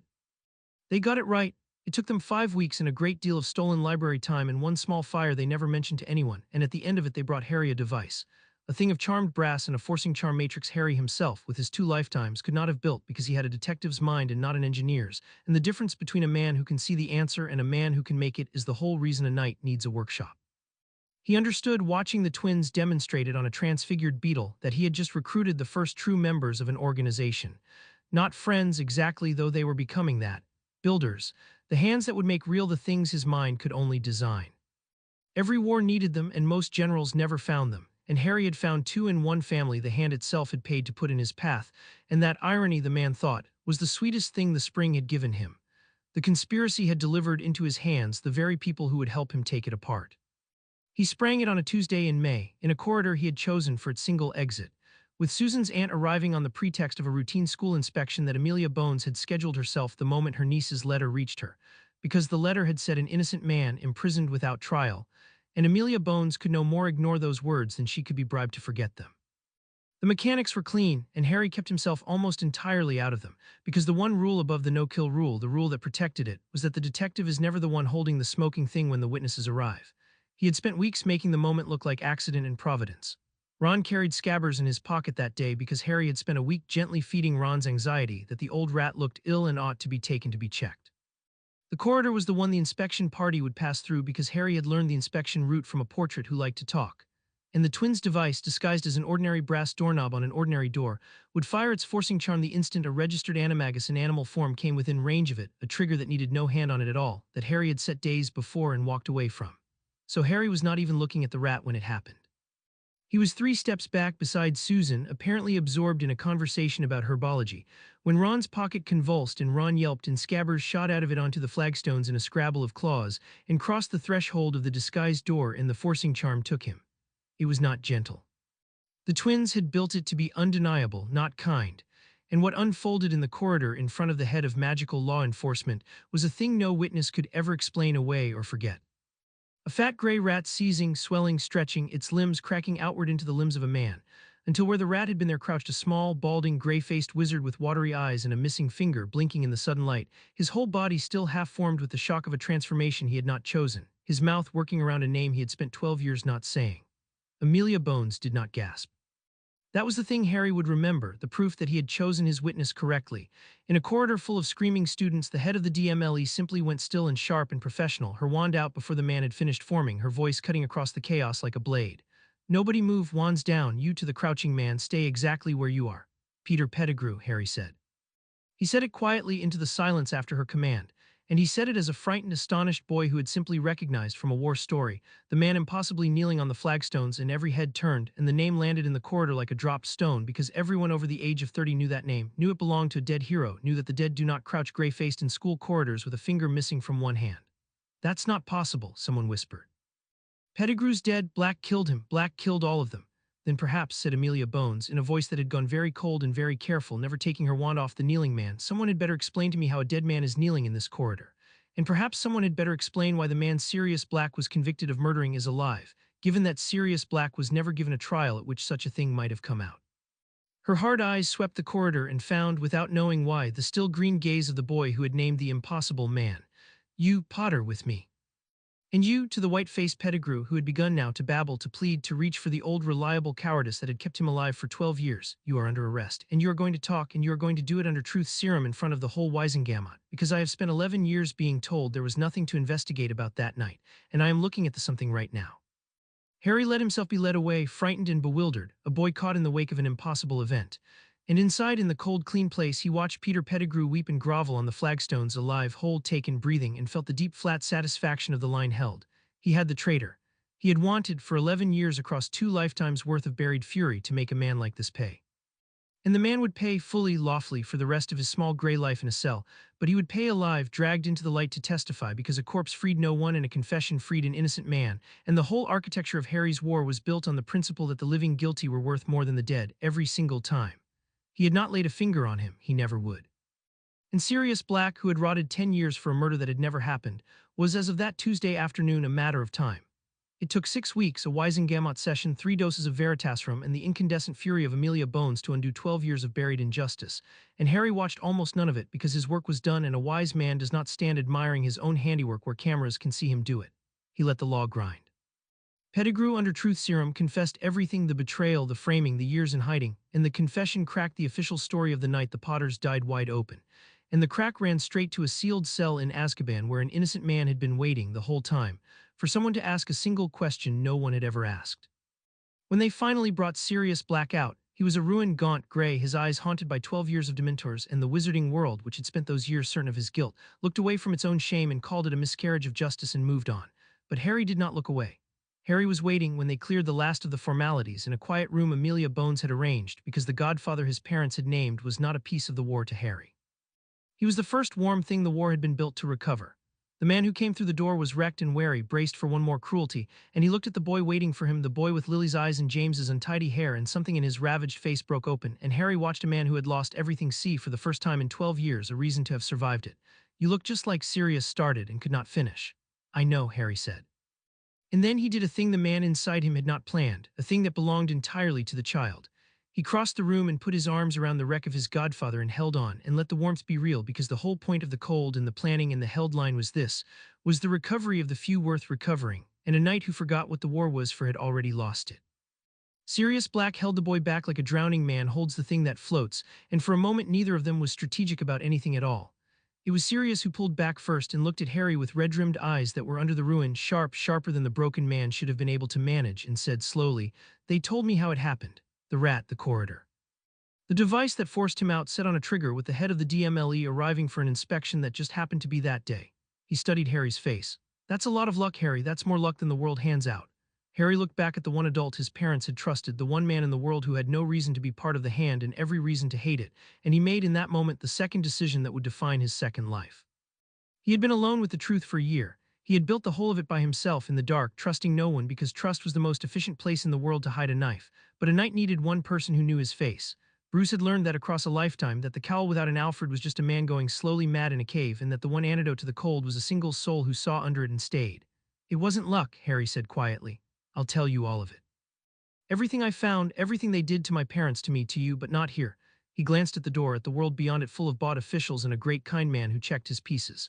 "Somewhere they can't listen, and I need you to understand something first before you decide whether you want to know." He met the haunted gray eyes. "I'm not who they think I am. I haven't been, not for a long time, and once you know what I'm doing, you can't unknow it, so be sure." Sirius Black looked at his godson, at the 11-year-old who had built a forensic trap a trained Auror would have been proud of, who spoke of bought officials and great kind men with the flat certainty of someone reading a map, and something moved behind the ruin of his face, grief and wonder, and a fierce reviving thing that might have been the first joy he'd felt in 12 years. James and Lily's boy, he said softly, asking me if I'm sure I want in on the dismantling of the people who destroyed us. A ghost of the old marauder grin surfaced through the wreckage. Harry, I have been waiting 12 years in a cell with nothing to do but want exactly this. Tell me everything, and then tell me how I can help. That was the day Harry stopped being alone. He would remember it as the true founding of everything that came after, not the night the memories woke, but the afternoon he found the one man he could let inside the cowl. Sirius became his Alfred, and the cleared name in the old family house became the cave. Number 12, Grimmauld Place had stood empty and poisonous for a decade, the ancestral seat of a dark old family, hidden behind a Fidelia's charm so thorough that the building did not, to the outside world, exist. It was, Harry realized the first time Sirius brought him through its unplottable door, the single most secure structure he had ever stood inside, a fortress whose very address could not be spoken to anyone its secret keeper had not chosen, in the heart of a city invisible, deniable, a place the hand could not reach because the hand did not know it was there. Bruce had spent a fortune building a cave under a manor. Sirius Black handed Harry one for free, with the deed already in the family, and asked only that they clean the worst of the dark out of it first. They did. Through that summer and the long stolen hours of the year that followed, Grimmauld Place stopped being a tomb and became a base. Sirius, a free man with a fortune of his own and a fury that had found a purpose, became the adult face the work sometimes needed, the legal signatory, the public guardian Harry had never had, the one person who could go where a schoolboy could not and ask questions a schoolboy could not ask. And in the cleaned-out drawing room, over a long table, the two of them began to lay the whole map of the war out where it could finally be seen entire. But the cave was not yet a workshop, and a knight without a workshop is only a man with good intentions. Harry built the second base inside Hogwarts itself, in a room that should not have been possible and was a room Dobby led him to one restless night, a chamber on the 7th floor that became whatever its visitor most needed it to be. Harry stood in the doorway the first time and asked it silently for a place to build the tools of a war, and the room gave him a forge. It became the heart of the arsenal. The twins worked there, freed from the cramped corners and the small fires, and under Harry's direction the workshop began to turn out the things the war would need, not weapons.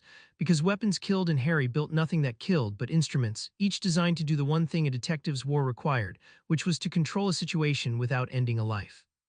They built smoke that no revealing charm could see through, for the moments when Harry needed to be three places and seen in none. They built a powder that, scattered, would make any surface it touched glow faintly under a charm only Harry's network carried, so that a man who had touched a thing he should not have touched wore the proof of it invisibly on his hands for a week. They built listening stones, paired so that one whispered what the other heard, and Dobby placed them where no wizard would ever think to look, and the private conversations of the powerful began slowly to flow toward a long table in a hidden house. They built a grappling of charmed silk and a harness, because the man inside Harry did not trust a broom he had not built himself and preferred always to move through the high dark on something he controlled with his own hands. And they built slowest and most carefully the contingency devices, the ones that did nothing at all until a specific thing went wrong, and then did exactly one thing perfectly the way a good plan should. A fail-safe is only a plan you made before you needed it. Harry trained beside the building.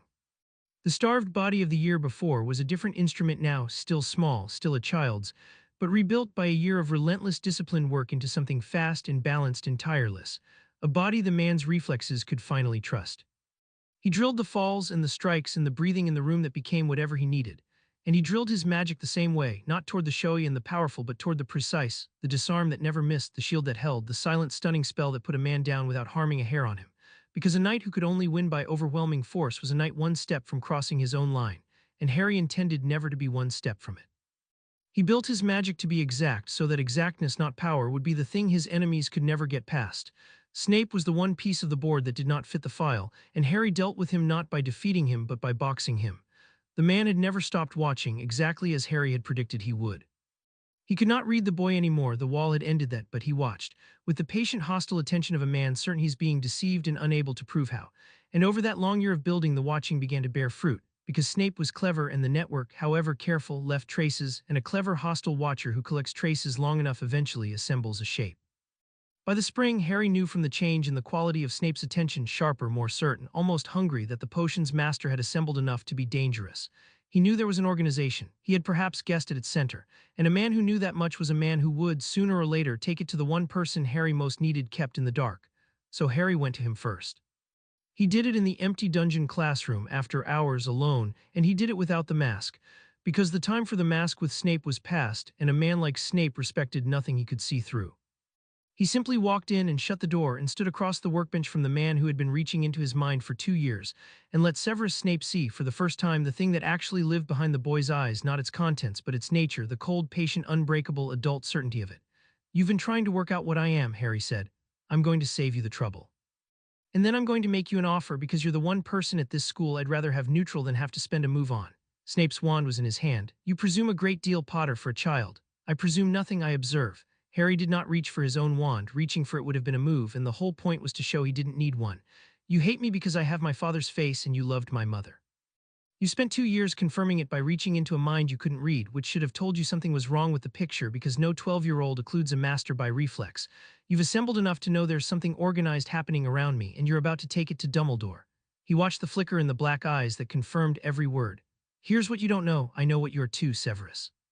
I know whose mark you carry on your arm, and I know who you really answer to, and I know that the great man you'd run to with your suspicions about me is the same man who has you balanced on a knife between two masters, spending you a little at a time, certain you'll never object because of a guilt he spent 15 years keeping fresh. You're not his right hand, you're his most renewable resource. The dungeon was very quiet. Snape had gone white, and the wand in his hand was not quite steady, because Harry had said the one set of true things the man had spent his whole life ensuring no one could see. I'm not your enemy, Harry went on, and let the cold ease just slightly into something almost like respect. I'm not anyone's enemy who didn't choose it. I'm taking apart the people who built a cage around me out of my parents' money and called it love, and the man at the center of that, the man who's been spending you like coin, is the same man I'm coming for. I'm not asking you to help me. I'd never trust your help and you'd never give it. I'm asking you to do nothing. Watch me all you like. But what you've assembled stays in your own head, and in exchange, when this is over, the man who has owned you since you were younger than I am now will not be in a position to own anyone ever again. You don't have to like me. You only have to want him gone more than you want me caught. And I think we both know you do. For a long moment Snape said nothing at all, and Harry let the silence do its work because he had laid out, for a man who had spent his life trapped between powers, the first offer of a door he had never been shown. Then Snape lowered his wand not in surrender but in the cold calculation of a man who has just recognized a superior position and decided not to die on it. Get out of my classroom, Potter, he said at last, and his voice was steadier than his hand. And do not mistake my silence for an alliance. I'd never make that mistake, Harry said and went, and the door closed behind him on a man who would, from that night, watch everything and tell no one, boxed not by force but by the precise arrangement of his own oldest hungers, neutralized, the last hostile piece on the board reduced to a watcher who could not move. Dobby came to Harry the way the best assets always came, not recruited, but recognized. And the recognizing was a thing Harry did, because the man inside him had spent a lifetime learning that the people the powerful treat as furniture are the people who see the most. The elf appeared one night in the dormitory, wringing its hands, terrified, babbling warnings. A strange small creature in a filthy pillowcase, sent or come on its own to tell Harry that danger was coming to the school, that he must not return, that great and terrible things were planned. Any other student would have done what every wizard did with a house elf, dismissed it, ordered it away, treated the warning as the noise of a thing beneath notice. Harry did the opposite. He sat down on the floor so that he was no taller than the elf, and he looked it in its great frightened eyes, and he listened, really listened, the way he listened to witnesses, with the full cold attention he gave to anything that might be telling the truth, and what he heard under the babble and the terror was an intelligence that moved through the houses of the powerful unseen, that overheard everything, that was bound by no law any wizard respected and watched by no one because no one believed it could matter. You're owned by a cruel family, Harry said quietly when the elf had run down. And you came here anyway to warn a boy you've never met, knowing they'd punish you for it. Why? Dobby's eyes filled. Harry Potter is as kind to Dobby, the elf whispered, astonished, as though the kindness of sitting on a floor and listening were a thing beyond all the magic in the world. No wizard has ever. Harry Potter asks Dobby why, as though Dobby's reasons matter. They do matter, Harry said. Your reasons are the most interesting thing in this castle. You go everywhere, you hear everything. You're treated as though you're not there, which means you're the one being in the wizarding world who can stand in any room and watch any powerful man and never once be suspected. Dobby, and here Harry did the thing that bound the elf to him forever, the thing no one had ever done. I'm not going to order you to do anything, I'm going to ask. And if you ever say no, that's the end of it. But I think you and I want the same thing, which is to stop the people who hurt those they think are beneath them. I could use your eyes. And in exchange, the first thing I'm going to do is find a way to get you free of the family that owns you, not because you're useful to me, though you are, but because no one should be owned. Will you help me? The elf wept and bound itself to Harry not by any magic but by the simplest force in either of his worlds. The force of being, for the first time in a long servitude, treated as though it mattered, and Harry gained the finest infiltration asset in Britain, given freely in exchange for a thing that cost him nothing, and that no one else had ever thought to offer. He kept the promise within the year and kept it cleverly, by maneuvering the cruel family that owned Dobby into freeing the elf themselves through a trick of their own arrogance. A freedom Dobby earned and Harry only arranged, so that the elf belonged after to no one and chose free to stand at the long table anyway. That was the first true field test of the network, and it taught Harry the lesson he built the rest of the war on. That the people the powerful discard are the people who win wars because they see everything the powerful are too proud to watch, and because loyalty freely given by the overlooked is the one currency that cannot be bought, counterfeited, or betrayed. He tested the rest of the network the same way that year, in small operations that looked like nothing: a watched official, a copied letter, a rumor traced to its source, each one a rehearsal, each one teaching him the capabilities and the limits of the strange company he had gathered. Luna's reports, decoded, proved accurate to an uncanny degree. Neville's powders performed exactly as the boy had promised. The twins' devices worked the first time, every time, because Harry had taught them that the first time was the only time that mattered. And Dobby moved through the houses of the powerful like a rumor and brought home their secrets and was never once seen. By the time the real war began, Harry had a machine he had tested in 100 small ways and trusted in every part, which was why, when he finally aimed it at the architect's whole world, it did not fail him, not once, not anywhere, all the way to the end. There was a night deep in the building of the arsenal when Harry named the thing he was becoming, and the naming mattered, because a man who does not know what he is will be told what he is by his enemies. He had been working alone in the room that did not exist, late, refining the silent, stunning spell that put a man down without harming him, and he stopped and stood in the quiet of the forge his own mind had conjured and let himself ask the question the child had been too busy surviving to ask and the man had been too disciplined to indulge. What am I making myself into? Not the plan. The plan was clear. The person. He had been a frightened boy in a cupboard. He had been a great detective in a city of rain. He was now something the world had never seen. The two of them fused, a wizard with the mind of the world's greatest detective, building a war no one knew was being fought. The world would need a word for it eventually. His enemies would supply one if he did not. So Harry supplied it himself alone in the forge, and the supplying was a kind of vow. He would be the thing that watched the guilty. Not a hero. Heroes were forged by men like the architect, lured through proving grounds, bound to causes spent. Not a vigilante in the small sense, a man with a grudge and a wand. Something colder and more permanent and more useful. A fixed point of consequence in a world that had taught its powerful that no one was watching. A dark knight holding a line no one else would hold, feared by exactly the people who deserved to fear and trusted in time by exactly the people who deserved protecting. He thought of the cowl he had worn in another life, not the cloth of it, which he had no need of here, but the idea of it. The deliberate transformation of a man into a symbol, because a man can be killed and a symbol cannot, and a frightened criminal does not run from a person but from the cold certain knowledge that something is always watching the dark. He built the symbol the way he built everything, carefully in advance. He would never show his face in the work. The boy in the Gryffindor common room and the hand dismantling the wizarding world would never, if he could help it, be known to be the same person, because anonymity was armor and a defender with no name could not be cornered, bribed, threatened, or stopped. He would let the legend grow on its own, a hidden hand, a shadow, a thing the guilty whispered about, because a legend did half his work for him, frightening men into the mistakes that fed him their crimes. And at the center of the legend, unmoving, he would set the one rule that made the whole of it possible: that the thing watching the dark would never become the dark, would never kill, would never cross the line that turned a guardian into one more tyrant who had decided he knew best. He named it alone in the forge, and the naming settled something in him that had been loose since the night he woke at the bottom of the Dursley stairs with 2 lifetimes pouring through one small body. He was not the architect's weapon. He was not the prophecy's martyr. He was not the frightened boy or the grieving man, but the thing the two of them had built together when they fused, the dark night of a world of wands made on purpose by his own hand to his own design. He went back to the work, and the work had a shape now that it had not had before, because the man doing it finally knew exactly what he was, and a tool that knows its own purpose does not slip in the hand. By the time the year turned, the arsenal was real and complete. The cave, hidden behind a Fidelius the hand could not pierce. The workshop, in a room that did not exist, turning out the instruments of a bloodless war. The Alfred, free and furious and loyal to the bone.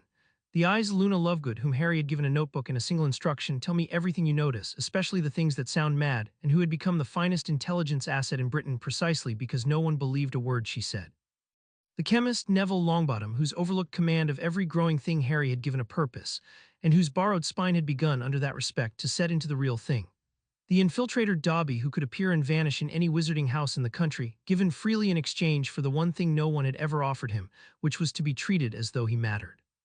And the lawful blade, Amelia Bones, whom Harry would never recruit and never needed to, because he had only to keep feeding the immune system of the wizarding world the truth, anonymously through channels she trusted, and let her own incorruptible nature do the rest. At the center of it, the mind. 12 years old now, 2 lifetimes deep, cold and patient and absolutely certain, laying out on the long table at Grimmauld Place the contingency files, one for each conspirator, each a quiet folder of evidence and pressure points in the precise sequence of moves that would, when the time came, bring its subject down without a single death. There was a file for the Dursleys and the stipend that had paid them, a file for the bought officials of the ministry, a file for Lucius Malfoy, whose gold funded so much of the rot, a file for Cornelius Fudge, and one for the toad-faced undersecretary whose name Luna had brought him with a note that said she hurts children and writes it down, which is careless of her. And the thickest file of all, the one Harry built slowest and most carefully, because its subject was the most dangerous man alive, and the one Harry was most determined to defeat without destroying, the file marked in his cold pencil simply the architect. The war was no longer coming. The war was loaded. And on the last night of that long year of building, Harry stood at the head of the long table in the cleaned-out heart of the cave, with Sirius beside him and the files laid out in their patient rows. And he set his hand flat on the first one, the smallest, the easiest, the one that would teach his enemies far too late exactly what had woken in the wizarding world, and he said quietly to the only man he had let inside the cowl, "All right, we've built it, now we use it." He looked down at the file under his hand, and the cold in him was very still and very deep. "We start with the people who were paid to keep me in a cupboard, and we take it from there one at a time all the way up, and we don't kill a single one of them." Sirius Black looked at his godson, at the terrible, patient certainty of him, and for the first time understood fully what his enemies were going to face. "Where do we start?" he asked. Harry opened the first file. Chapter 4 and Chapter 5. The war on his enemies. The first file was the Dursleys, and Harry took them apart in an afternoon without raising his voice, without breaking a law, and without ever once being in the room. He had thought in the early cold of his second life that he might want to hurt them. The child had spent 10 years in a cupboard with a great deal of time to imagine it. But the man had taught him long ago that revenge was a fire that warmed no one and burned the hand that carried it, and the truth was that the Dursleys in the end were not even an enemy. They were a symptom, small, grasping people who had taken a stranger's money and given a child a cupboard, and the right answer to them was not pain. It was daylight and the removal of the thing they had run on. So Harry did to the Dursleys exactly what he had done to a fourth-year coin seller in his first months at the school, scaled up. He cut the money, and he showed them the truth, and he let both do their work without him. Cutting the money was simple now that the trap of the law had been sprung in his favor. With Sirius free and cleared and willing to sign, Harry had what he had never had before, an adult guardian who answered to him and not the hand, and a properly filed petition drawn up in language Amelia Bones's department could not ignore, redirected the management of the Potter estate's minor disbursements out of the architect's control and into Sirius's. The monthly check to number 4 Privet Drive stopped. It did not stop with a letter or a warning. It simply stopped on the first of the month, the way a tap stops, and somewhere in Surrey a fat man opened a bank statement and found a hole in it the exact size of the boy he had spent 11 years resenting. The truth Harry delivered through a single anonymous packet, sent not to the Dursleys but to everyone around them, a plain, factual, devastatingly complete account, sent to Vernon's employer, to the neighbors whose good opinion Petunia had spent her life cultivating, to the parents of Dudley's friends, laying out in flat, unanswerable language exactly how much money the respectable Dursleys of number 4 had received every month for over a decade to care for an orphan nephew. And exactly what that nephew had received in return, which was a cupboard. There was no accusation in it. There did not need to be. Harry had learned that the cleanest weapon against people who lived on the good opinion of others is simply to show those others what was true, and let the good opinion do what good opinion does when it learns it has been deceived. He never saw the result and did not need to. The money was gone and the respectability was gone, and the small, grasping people who had run on both were left with neither, and Harry felt, watching the file close, not satisfaction exactly but the flat, clean rightness of a thing set straight. He had not touched them. He had simply stopped paying for his own imprisonment and shown the neighbors the receipt. The cupboard was closed. He moved up the board. The second file was the bought men of the ministry, and they taught Harry's enemies the shape of the thing that was hunting them, though it would be a long time before any of them understood what they had seen. He did not go after the bought men for revenge either. He went after them because they were the lieutenants, the mid-level officials whose small corruptions, taken together, formed the machinery the hand relied on to keep the wizarding world looking the other way, and because dismantling them did two things at once. It removed the architect's tools, and it taught the immune system of the wizarding world to expect and trust the anonymous flow of perfect evidence that had begun mysteriously to reach the desk of Amelia Bones. That flow was the real weapon, and Harry tended it like a garden. Through Dobby, who passed unseen through any wizarding house, and Luna, who watched everything and was suspected of nothing, and the listening stones the twins had built and the elf had placed, a steady stream of the powerful's private business began to come home to the long table at Grimmauld Place. Harry read all of it, and most of it he discarded because most of what powerful people hid was merely embarrassing, and Harry was not in the business of embarrassment. But some of it was crime, real, prosecutable, documented crime, and that he refined the way a jeweler cuts a stone into packets of evidence so clean, so complete, so perfectly admissible that a fair prosecutor receiving one had no choice and no doubt. He sent them to Amelia Bones anonymously, and he sent them in an order because order was everything. He began with the smallest and most certain, a records clerk who had been selling access, a procurement official skimming a vault, cases so clean and so minor that Bones could prosecute them swiftly and win, building with each conviction two things Harry needed: a habit in the public mind of trusting that when the DMLE moved it moved on solid ground, and a habit in Bones herself of trusting the anonymous source whose tips never once failed her. He spent half a year building that trust before he ever aimed it at anyone who mattered, because a weapon you fire too early is a weapon you only get to fire once, and Harry intended to fire this one for years. The bot men began to fall. 1 a month, and 2, each conviction clean, each backed by evidence no defense could touch, each reported by a prophet that had begun to run a recurring and slightly bewildered headline about a sudden, unprecedented wave of accountability sweeping the ministry. The corrupt grew nervous, the honest grew bold, and somewhere in the great machine, the men who had relied for years on the comfortable certainty that no one was really watching began one by one to feel the cold draft of a watcher they could not find and to make the mistakes that frightened men make, which fed Harry more evidence still. The thing fed itself, that was the beauty of it. He had built a machine that ran on the panic of the guilty, and the guiltier they were, the faster it ran. The third file was Lucius Malfoy, and Lucius Malfoy was the first enemy clever enough to be worth the man's full attention, and so Harry took him apart with care and turned his own greatest weapon against him. Lucius's power did not run on gold alone, though he had a great deal of it. It ran on secrets, on a quiet, decades-deep collection of other men's shames, gathered patiently and held in reserve, so that when Lucius Malfoy wanted a vote in the Wisengamot or a blind eye from the ministry or a favor from a man who despised him, he had only to remind that man gently of the thing Lucius knew. He was a blackmailer of the first rank, and his network of held secrets was the true source of his reach, and Harry, studying the file Luna and Dobby had built him, understood at once that the way to end Lucius Malfoy was not to expose him but to make his own held secrets worthless all at once, in a way that turned every man he had ever leashed into an enemy. He did it by stealing the leverage and giving it back to its owners. It took Dobby 3 careful months to find where Lucius kept his collection, a hidden study, a concealed cabinet, a ledger of other men's sins, and 1 silent night to copy the whole of it. And then Harry did the thing Lucius would never have predicted, because Lucius, who understood greed and fear, did not understand a man who wanted neither. Harry did not use the secrets. He did not blackmail the blackmailer. Instead, to each man whose shame sat in Lucius Malfoy's ledger, there came anonymously a single quiet message. Lucius Malfoy holds this over you. He is not the only one who now knows it is gone from his cabinet. You are free of him. Do with that freedom what you will. The effect was a quiet earthquake. A man who has been leashed for years by another man's knowledge, and who learns suddenly that the leash has been cut and that his tormentor's hold is broken, does not feel gratitude toward the unknown hand that freed him. He feels fury, long banked, finally safe to spend, and a dozen powerful men who had spent years bowing to Lucius Malfoy discovered in the same season that they no longer had to, and that they had a great deal of resentment saved up, and that Lucius had made over his long career a great many enemies who had only ever been held in check by his power to ruin them. The power was gone. The enemies remained. And Lucius Malfoy, who had built his whole life on a collection of leashes, found himself in the space of a single season surrounded by free and angry men. His votes evaporating, his influence draining, his careful decades of accumulated leverage turned to ash, and never once in all of it able to point to the hand that had done it, because the hand had taken nothing, asked for nothing, and left only freedom in its wake. Harry watched the proud man's reach collapse and felt the cold satisfaction of the method proven again at the highest level yet. He had not destroyed Lucius Malfoy. Lucius Malfoy was still rich, still free, still alive, and entirely, permanently powerless, undone not by an attack but by the removal of the one thing he ran on. The man had spent his life teaching others to fear what he knew. Harry had simply made what he knew worthless and let the men Lucius had wronged do the rest. The flow of evidence did not arrive on its own, and on the night the network breached Malfoy Manor, Harry learned what his careful plans cost the people who carried them out and what they were worth. He had not meant to go himself. A commander who walks into the field is a commander betting the whole war on one body, and the man inside Harry knew better than anyone the arithmetic of that risk. But the Manor's wards were keyed to recognize and repel, and Dobby alone could pass them only so far, and the copying of Lucius's ledger required a wizard's hand on a charm no elf could cast.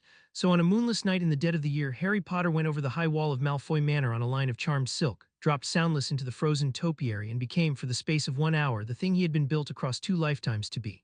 The grounds were patrolled. Lucius did not trust his security to wards alone. There were enchanted sentries, slow and tireless, that drifted the gardens on a pattern, and a single peacock-white guardian that prowled the terrace with eyes that missed nothing. Harry had mapped the pattern across 3 weeks of Luna's patient watching, and he moved through the gaps in it the way water moves through a net, fast where the gaps were wide and utterly still where a sentry's drift brought it close, pressed flat into the shadow of a marble urn, while an enchanted sentry passed close enough that he could have touched the cold drift of it. His breathing slowed to nothing, the man's discipline holding the child's hammering heart in an iron grip until the thing had drifted on. Dobby met him at the terrace door, wide eyes luminous in the dark, and together they went into the sleeping house, the elf ahead unseen, killing the small interior alarms with a touch only an elf could give them, the boy behind, soundless on the cold flagstones. The map of the house Luna had built him laid out perfect behind his eyes. The hidden study was where the file had said. The concealed cabinet was where Dobby had found it. And the ledger of other men's sins sat inside it, fat with decades of leverage, and Harry laid the copying charm the twins had built across it, and held it steady while page after page bled its secrets onto blank parchment. Every second in that room a second too long, every creak of the old house a century's footstep until proven otherwise. It went wrong as the man had always known some part of it would, because no plan survives contact hole and the only question is whether you built the fail-safe before you needed it. A door opened somewhere above. A voice, Lucius's, sharp with the suspicion of a man who has heard a sound that should not exist in his own house, called down the dark stairs, and a light bloomed at the top of them, descending. Harry did not freeze and did not run, because freezing was death and running was noise, and the man had built weeks before the exact device this moment required. He closed the cabinet, pocketed the copied parchment, and from his belt took one of the twin smoke eggs.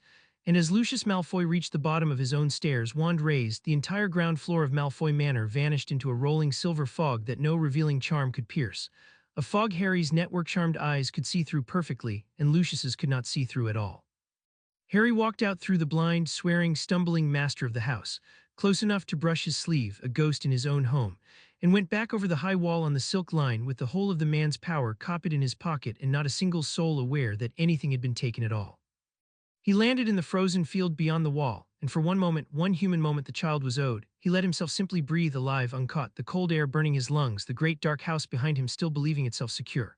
Then the man took the breath back under discipline, and Harry Potter walked away into the dark with the leverage of the wizarding world's proudest blackmailer folded against his chest, and the line still held, and no one had so much as bled.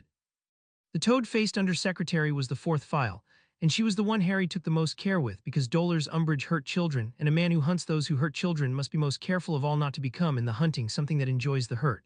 Luna had brought him the first thread months before with her serene and terrible accuracy. She hurts children and writes it down, which is careless of her. It had taken time to learn what she meant.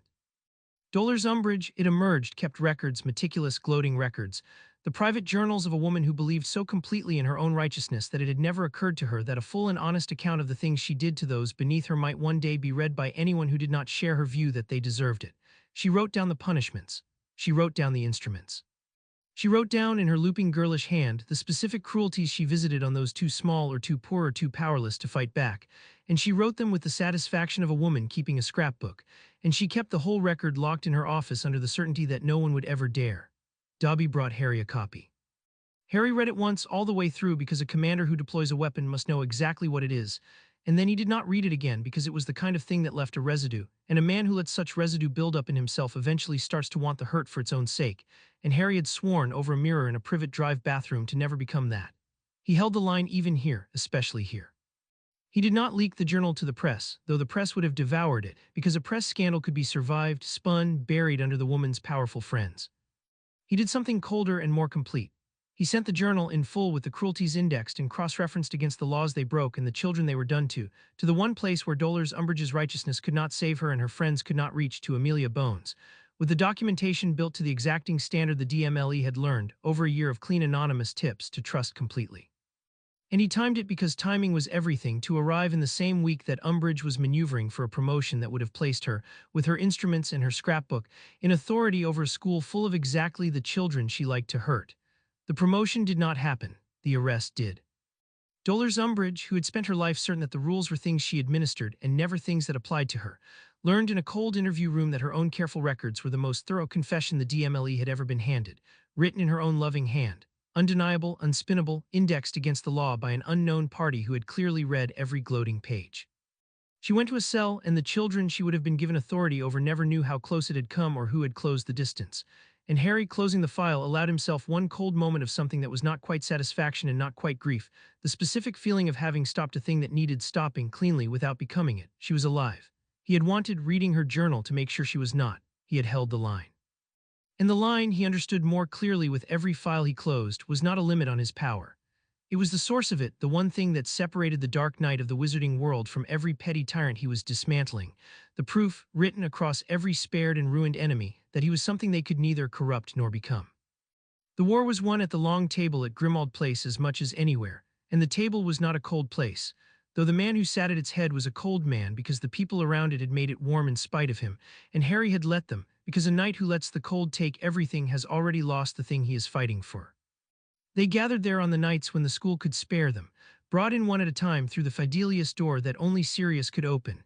the strange, fond counsel of a war most of the world did not know was being fought.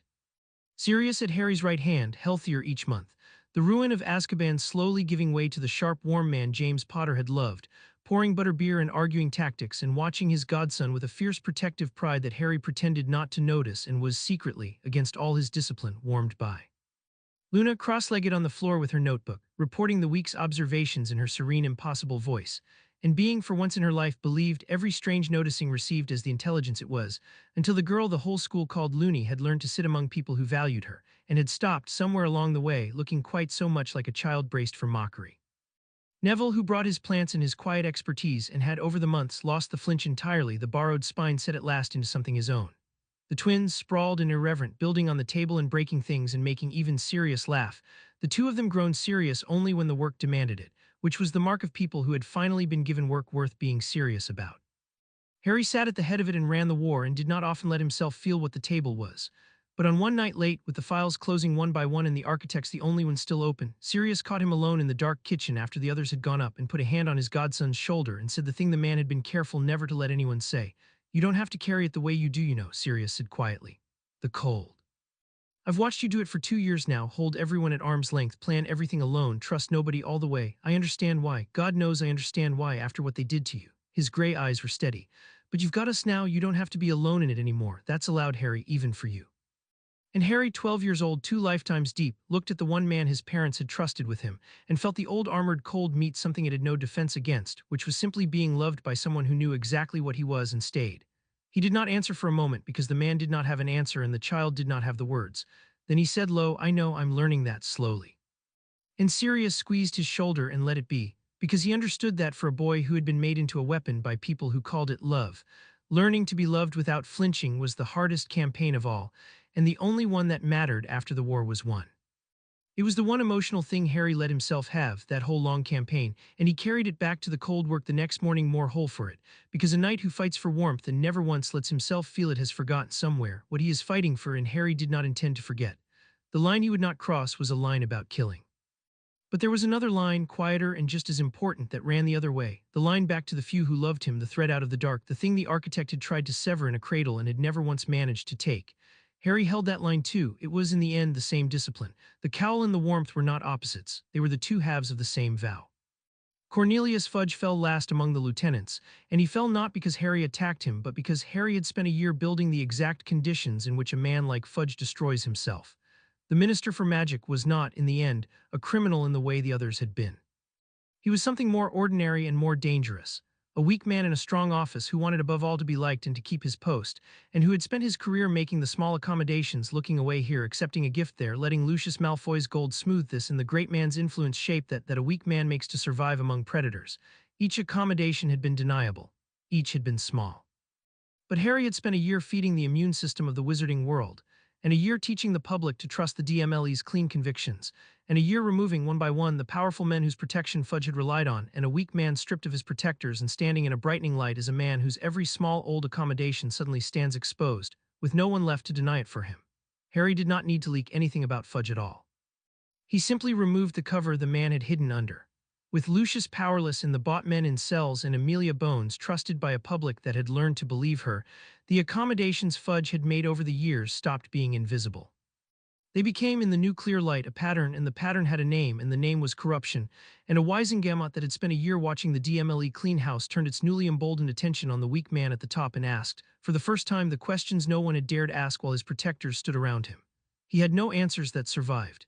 He had spent them all on the men Harry had removed. And Cornelius Fudge, who had wanted only to be liked and to keep his post, lost the post and the liking together, voted out in disgrace by a body that had remembered, after a year of Harry's patient gardening, that it was allowed to. Harry had not lifted a hand against him. He had only changed the weather around him and let a weak man stand revealed in it. With the lieutenants falling, Harry reclaimed what had been stolen, and he did it through the same cold institution that had given him the truth in the first place. The Potter estate had been bled for 11 years, the stipends to the Dursleys, the payments to the Weasley vault, the small, steady leakage of a fortune managed by a guardian who treated it as the budget for a private project. Now with Sirius cleared and the guardianship lawfully rested back, Harry walked into Gringotts in daylight, openly, the heir of his house come to set his accounts in order, and the goblins, who did not love him and respected him precisely for that, opened to him at last the great family vault he had never been shown, the one whose existence the keeper of his key had never once mentioned. He stood inside the truth of his inheritance, and he filed with Ragnarok's cold approval the formal claims that would claw back every improperly dispersed galleon from the parties who had received it, lawfully with interest, the law itself the lever and the goblins the unmovable fulcrum. The Weasley vault was made to return what it had been paid, and Harry felt no satisfaction in it and no guilt either because the money had never been Molly's to take and its return was simply arithmetic set straight. But he did one thing the law did not require, one thing that belonged to the child and not the man. He left Ron out of it entirely, quietly arranged that the youngest son, the freckled boy who had been pointed at him like an arrow and had never known he was a weapon, would never learn that his mother had been paid to deliver his friendship. It was a mercy and it was also a calculation because Ron Weasley was redeemable and a redeemed friend was worth more than a wounded one, and Harry had not forgotten the difference between the hand and the tool. He took back the gold. He left the boy his innocence. That too was the line, drawn careful and exact. By the time the snows broke, the vaults were restored and the thieves had paid and the Potter fortune sat whole again under the heir's own hand for the first time since the night his parents died. And the architect atop his swept and bleeding board had nothing left between himself and the boy he could not see but his own genius and his own certainty, both of which Harry intended very soon now to take from him as cleanly as he had taken everything else. There was a file Harry opened that the others did not understand at first, because it was not a person but a voice, the Daily Prophet, the single newspaper that told the whole of magical Britain what to think, and Harry understood, as the man had understood in another life, that whoever controls the story controls more than any official ever could, and that a war fought in the shadows could still be lost in the headlines. The Prophet was not honest. It had never been honest. It printed what the powerful paid it to print and buried what the powerful paid it to bury, and its most effective instrument was a reporter named Rita Skeeter, a woman with an acid quill and a gift for ruining lives, who manufactured scandal to order and destroyed anyone her paymasters pointed her at, protected by the certainty that no one could ever prove how she got her stories. She was in her way a perfect small mirror of everything Harry hunted, a person who had turned the truth into a weapon for hire and who believed, like all of them, that no one was watching closely enough to catch her. Luna caught her. It was Luna who noticed the thing that broke the case wide, the impossible detail no one else would have credited or even seen, that the reporter who always seemed to know what was said behind locked doors was sometimes, when she should not have been anywhere at all, a beetle. A small, jeweled beetle on a windowsill at every meeting whose secrets later appeared in print. Luna mentioned it the way she mentioned everything, serenely as a curiosity, and Harry, who had learned to take Luna's impossible noticings as the finest intelligence in Britain, took this one and tested it and found it true. Rita Skeeter was an unregistered animagus, and her whole career, every stolen secret, every ruined life, ran on a crime that could put her in a cell. He did not expose her. Exposure would have been a small revenge and a wasted asset. Instead, Harry did to the voice of magical Britain exactly what he had done to its blackmailer and its bought officials. He took away the thing it ran on and turned it to his own use. He confronted Rita Skeeter through an intermediary on paper, his own hand never visible, with the proof of what she was, and he offered her the only terms a person like her could understand. She would not be exposed. She would keep her quill and her career and her freedom. In exchange, the prophet's poison would stop flowing where Harry did not want it to flow and would begin carefully to flow where he did, to print the clean truths the DMLE's convictions were built on, to give the public the accurate account of the falling officials, to prepare the ground slowly for the day the architect himself would stand exposed and the world would need to have been taught in advance to believe the unbelievable. Rita Skeeter, who had spent her life certain no one could catch her, found herself caught by a hand she could not see and made into an instrument she could not refuse. And the voice of magical Britain, without anyone quite noticing the moment it changed, began to tell the truth in the places and the order Harry needed it told.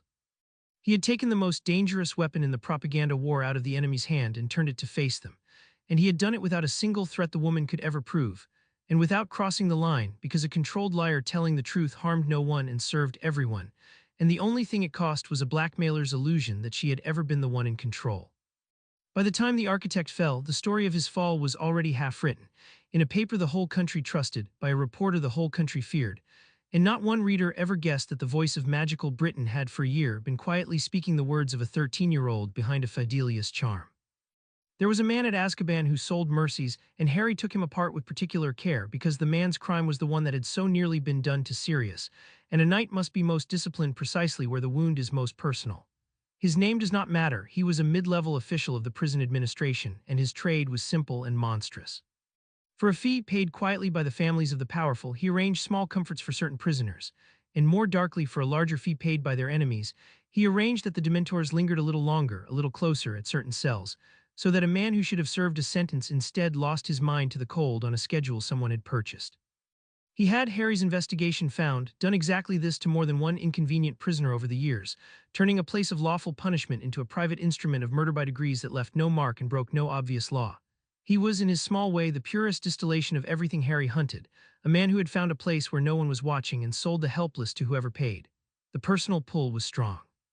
Harry felt it, reading the file, the cold want to make this particular man suffer the cold he had sold, to give him a taste of the thing he had inflicted on men as innocent as Harry's own godfather. The child wanted it badly. And Harry, who had sworn the line over a mirror and meant to keep it most where it was hardest, set the want down deliberately, because the day he started choosing punishments by how much an enemy had hurt the people he loved was the day he became the architect, choosing who to spend by his own private arithmetic of worth. So he did to the seller of mercies what he did to all of them. He took away the thing the crime ran on, which was concealment, and gave it to the one hand that would act on it cleanly. The evidence, payments traced by Dobby, a pattern documented by Luna, the whole grim ledger of purchased deaths assembled to the exacting standard the DMLE had learned to trust, went to Amelia Bones, indexed against the laws it broke and the men it had killed.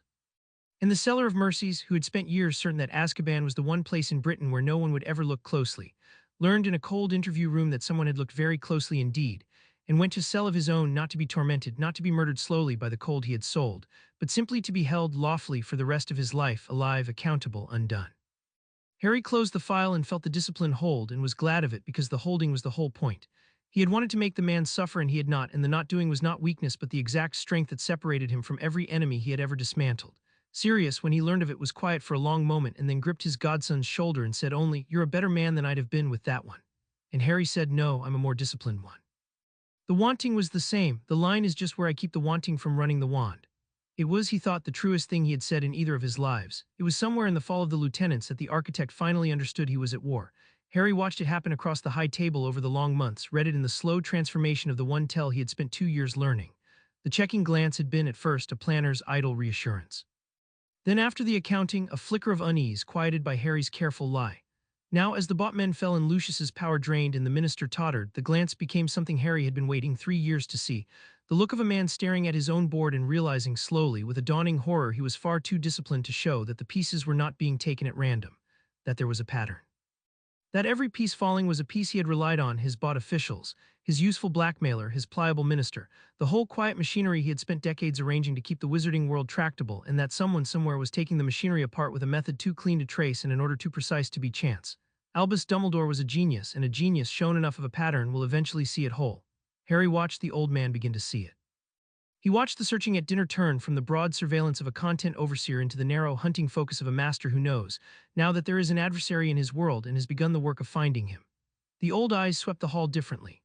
They lingered on the staff, on the older students, on the visiting officials, on every person of sufficient cunning and capability and motive to be the hidden hand dismantling his life's quiet work.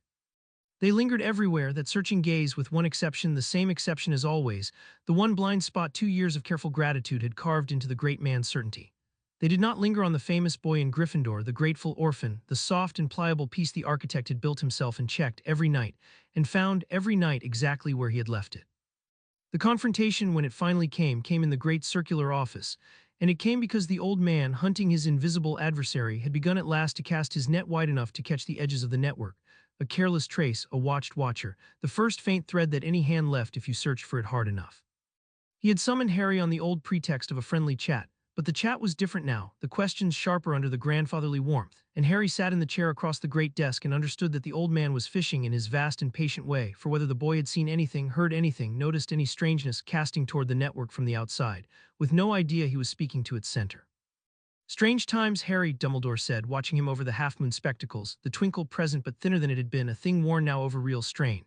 So many people of standing brought low so quickly, almost as though some unseen hand were at work. He let it hang gently. "You're an observant boy. I wonder, have you noticed anything, anyone behaving oddly, anyone who seems to know more than they should?" And Harry, 12 years old, 2 lifetimes deep, looked across the desk at the great kind genius who had sealed his parents' will and sold his childhood and spent his whole life certain he could not be outthought by anyone he had not chosen, and gave him one last time the checked piece. He let his young face fill with earnest, helpful, slightly frightened concern. He said he'd noticed how worried all the teachers seemed. He said he hoped whoever it was got caught because it was scary, all these people turning out to be bad. He said he was glad the school felt safe with the headmaster watching over them all. And he watched under his lashes the old man's strain ease a fraction at the sound of it, the planner reassured against all the mounting evidence of his hunt that whatever adversary stalked his world, it was not, could not be, the soft, grateful boy he had built with his own hands and held on his own leash. It was the last time the lie would work. Harry knew it sitting there. The old man was too close now, the net too wide. Another season, perhaps two, and a genius hunting this hard would find a thread that led, however improbably, to a boy.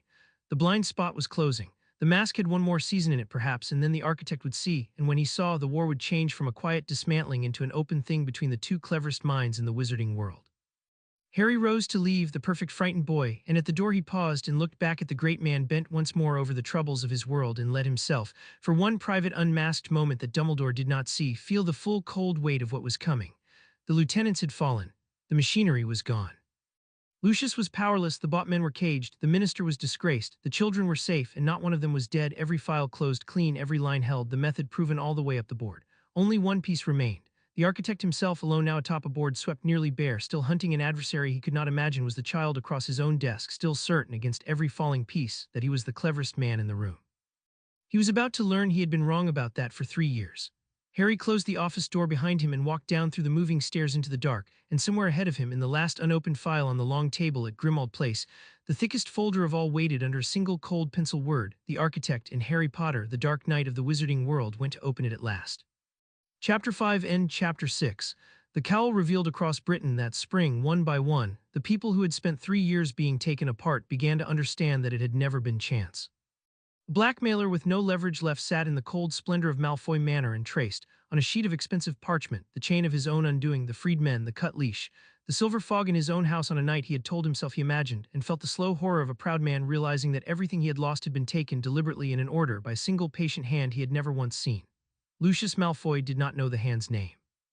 But he knew now that it existed and that it had been in his home and that it had chosen, having him at its mercy, to leave him alive and powerless rather than ruined and dead, which frightened him more than any threat could have, because a man who wants your money or your death is a man you can understand, and a man who wants only to take your power and let you live with the loss is a man playing a game whose rules you cannot find.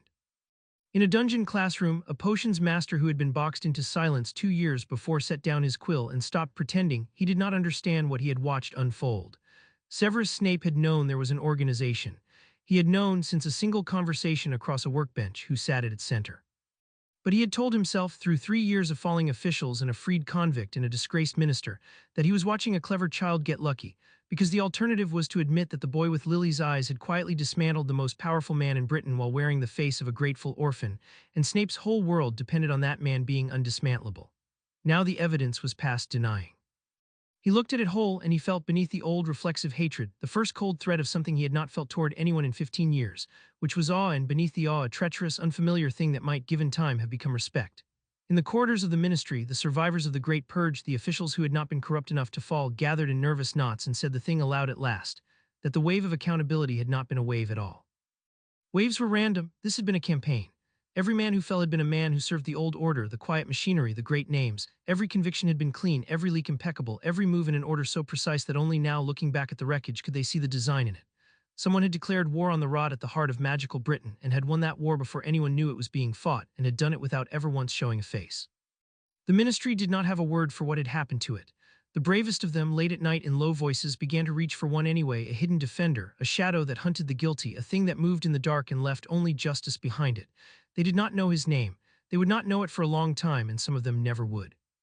But that spring, across Britain, in manor and dungeon and ministry corridor, the enemies of Harry Potter began at last to grasp that they had an enemy, and to feel in the dark behind them the cold attention of the thing they could not see and could not stop and could not, however hard they tried, ever quite convince themselves was not still watching. The cowl had been invisible for 3 years. Now, all at once, the guilty of a whole nation began to feel its weight. Albus Dumbledore found the thread at last in the spring of Harry's 3rd year, exactly as Harry had known he would, because a genius hunting hard enough will always find a thread, and the only thing a wise adversary controls is which thread it is and where it leads. Harry had spent the winter preparing for the discovery, because the discovery was not a thing to be prevented but a thing to be shaped. He could not keep the architect blind forever. The old man's net was too wide and too patient now, and another season would have brought him, through some watched watcher or careless trace, to the truth on his own terms, in his own time, with the advantage of surprise on his side. So Harry did what the man inside him had always done when a thing could not be prevented. He made it happen early and on ground of his own choosing, so that the moment Dumbledore believed he had at last cornered his invisible enemy would be the exact moment Harry had built to spring. He left the thread himself. A trace, faint and deniable, laid where the old man's hunt was certain to find it, a hint that the hidden hand dismantling his world had a connection, however improbable, to a student. Harry made it look like an error, the first real mistake the careful adversary had made in 3 years, because nothing draws a hunter forward like the scent of his prey finally slipping. And he watched, over the weeks of early spring, the great searching gaze at the high table turn, slowly with a dawning and disciplined excitement toward the younger members of his own school, and then as Harry fed the trail its next careful increment toward Gryffindor, and then at the last, with an expression Harry had waited 3 years to see cross that serene old face, toward the boy he had built himself. The first time Albus Dumbledore truly looked at Harry, looked at him as an adversary and not a tool, looked at him searching for the cold thing behind the grateful mask, Harry felt it like a change in the air pressure of the hall, and he met it for one deliberate instant by letting the mask slip. Just for a heartbeat, just enough. He let the old man see, across the candlelit distance, the thing that actually lived behind the green eyes, not the grateful orphan, but the cold, patient, unbreakable adversary who had been sitting at this table for 3 years, taking the architect's whole world apart one careful piece at a time. And then he put the mask back, smooth and gentle and grateful, and looked down at his plate. And left the great man sitting white and still at the head of his table, with the bottom dropping out of 3 years of certainty. The summons came that same night. The great circular office had not changed in 3 years, and that was the first thing Harry noted as he climbed the moving stair into it. The same 100 portraits, the same delicate silver instruments, the same red-gold blaze of the phoenix on its perch, because a man who never changes his ground is a man who believes his ground has always been enough, and a belief like that was a thing Harry intended tonight to take apart. Dumbledore stood behind the great desk, and he was not twinkling. That was the second thing Harry noted, and the most important. The benign grandfatherly warmth, the worn, comfortable mask the old man had shown the world for half a century, was gone, set aside at last in the presence of an adversary who had earned its removal, and what stood behind it was the thing Harry had always known was there. A wizard of terrible power and terrible certainty, the man who had defeated dark lords and reshaped a nation and decided, somewhere along his long road, that his vision of the good was worth any arrangement, any sacrifice, any child. The air in the office had waited, the portraits had gone still, and Albus Dumbledore looked at the 12-year-old boy in the doorway with eyes that had stopped pretending and said very quietly, "It was you, all of it, from the very beginning." A pause, and under the control, something almost like wonder. "I have been looking for a master, Harry, a trained adversary, decades in the craft. I have suspected foreign governments. I have suspected my oldest enemies returned from the grave. It did not once occur to me to suspect the boy I held in my own hand."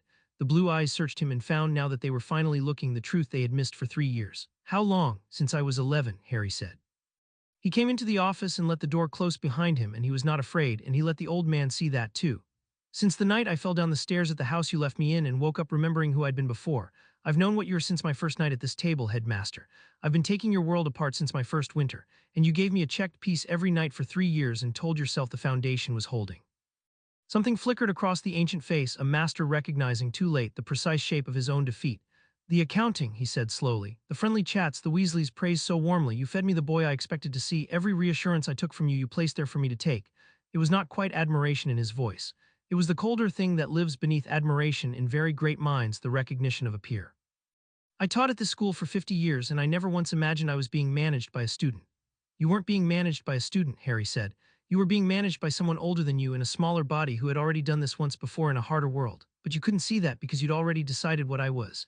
You built a boy to be your weapon, headmaster, and you were so certain of your own work that you never checked whether the weapon had a mind of its own. That's the flaw in everything you do. You're so sure you can see further than everyone else that you stop looking at the ground in front of your feet." Dumbledore sat slowly in the great carved chair, and for a moment the weight of his years showed in it, and then he gathered himself, because Albus Dumbledore had never in his life lost a contest of wills, and did not intend to begin with a child, however extraordinary. "Then let us speak plainly as adversaries who respect each other," he said, and the old voice had found its register again, deep and certain and persuasive, the voice that had moved a nation. You have judged me a villain, and I will not insult you by pretending I did not do the things you have found, because you have clearly found all of them. I placed you with your aunt, I sealed your parents' will, I arranged the funds, the friendships, the path your life was meant to take. I did these things." He leaned forward, and the blue eyes held Harry's, and they were not cruel. That was the terrible thing, they were sincere.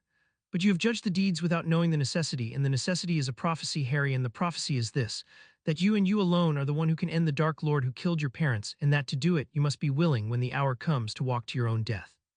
A boy who knew his worth, who was raised in comfort and certainty and love, would never walk willingly to die. So I raised a boy who would. I made you humble, I made you grateful. I made you the kind of soul that gives itself for others without counting the cost, because the world will need you to give yourself, and I could not gamble the whole of humanity on whether a coddled prince would choose to be a martyr."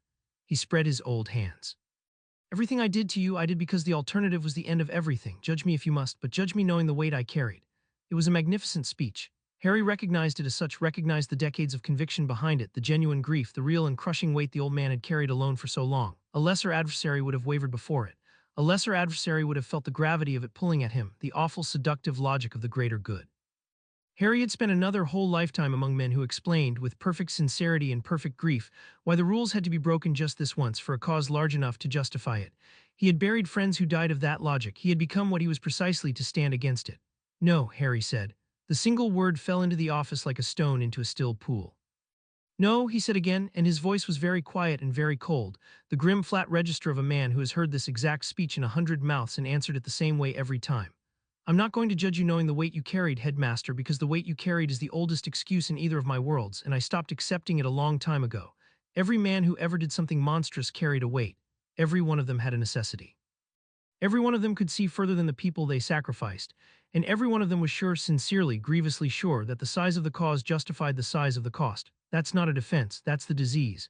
The conviction that you can see far enough to spend other people is exactly the thing that has to be stopped, and it doesn't get less dangerous because the man carrying it weeps over the spending. It gets more dangerous because a villain who enjoys it can be fought, and a villain who grieves while he does it will never, ever stop.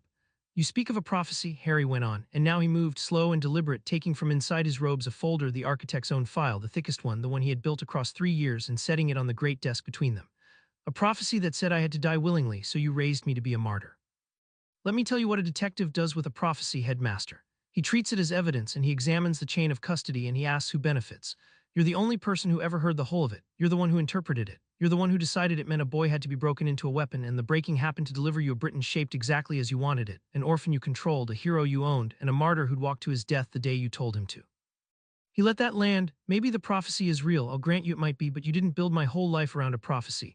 You built it around your interpretation of a prophecy that only you can confirm in a direction that gave you everything, and you called the whole arrangement necessity. That's not prophecy, headmaster. That's a man using the future as a license. Dumbledore's face had gone very still. And here's the part you got most wrong of all, Harry said. You decided I had to be raised to die for everyone because a happy and powerful boy would never choose to, but you got it exactly backwards. I will give myself for others, I die for the people at my table without a second's thought, and I have in another life walked into things I didn't expect to walk out of. But I'll do it as a choice made by someone who knows his own worth and spends it anyway, not as a reflex you installed in a frightened child who didn't think he deserved better. Willing sacrifice you wanted isn't made by breaking someone, headmaster. It's made by someone whole who could choose to live and chooses the harder thing instead. You didn't even need to do any of it. You could have raised me in love and told me the truth and trusted me to be brave. But you couldn't trust that because trusting it would have meant giving up control, and control, not prophecy, is the thing you've never once in your long life been able to put down. The silence in the office was absolute.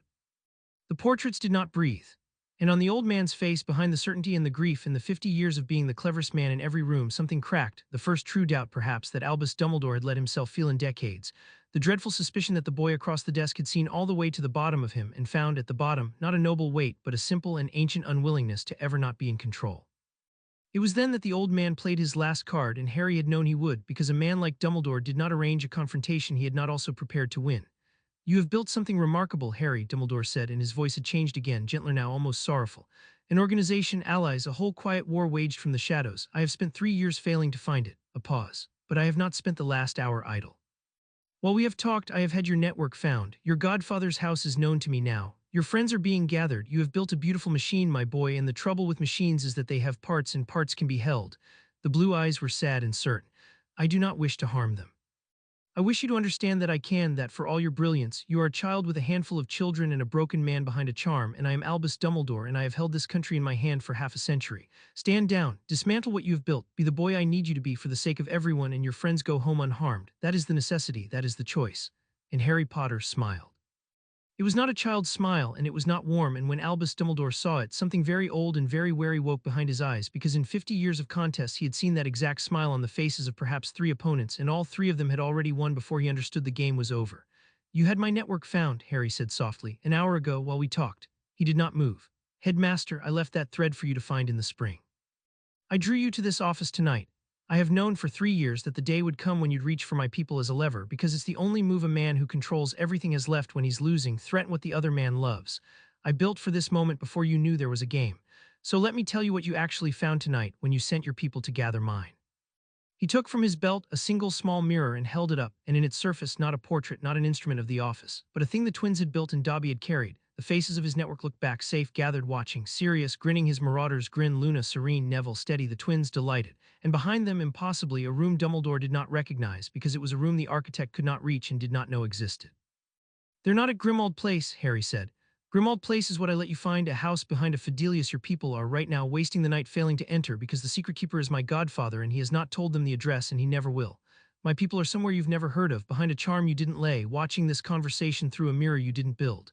You didn't find my network tonight, Headmaster. You found the decoy I built 3 years ago for exactly the night you'd come looking. And while you were congratulating yourself on holding my friends as a lever, Harry's voice dropped to the cold, flat bottom of itself. The last of the evidence that ends you is being delivered by people you can't reach to Amelia Bones, who cannot be bought, who has spent a year learning to trust an anonymous source that has never once been wrong, and who is reading right now the complete and documented account of how the chief warlock of the Wisengamot sealed a war hero's will, stole his estate, and imprisoned his heir in a cupboard for 11 years.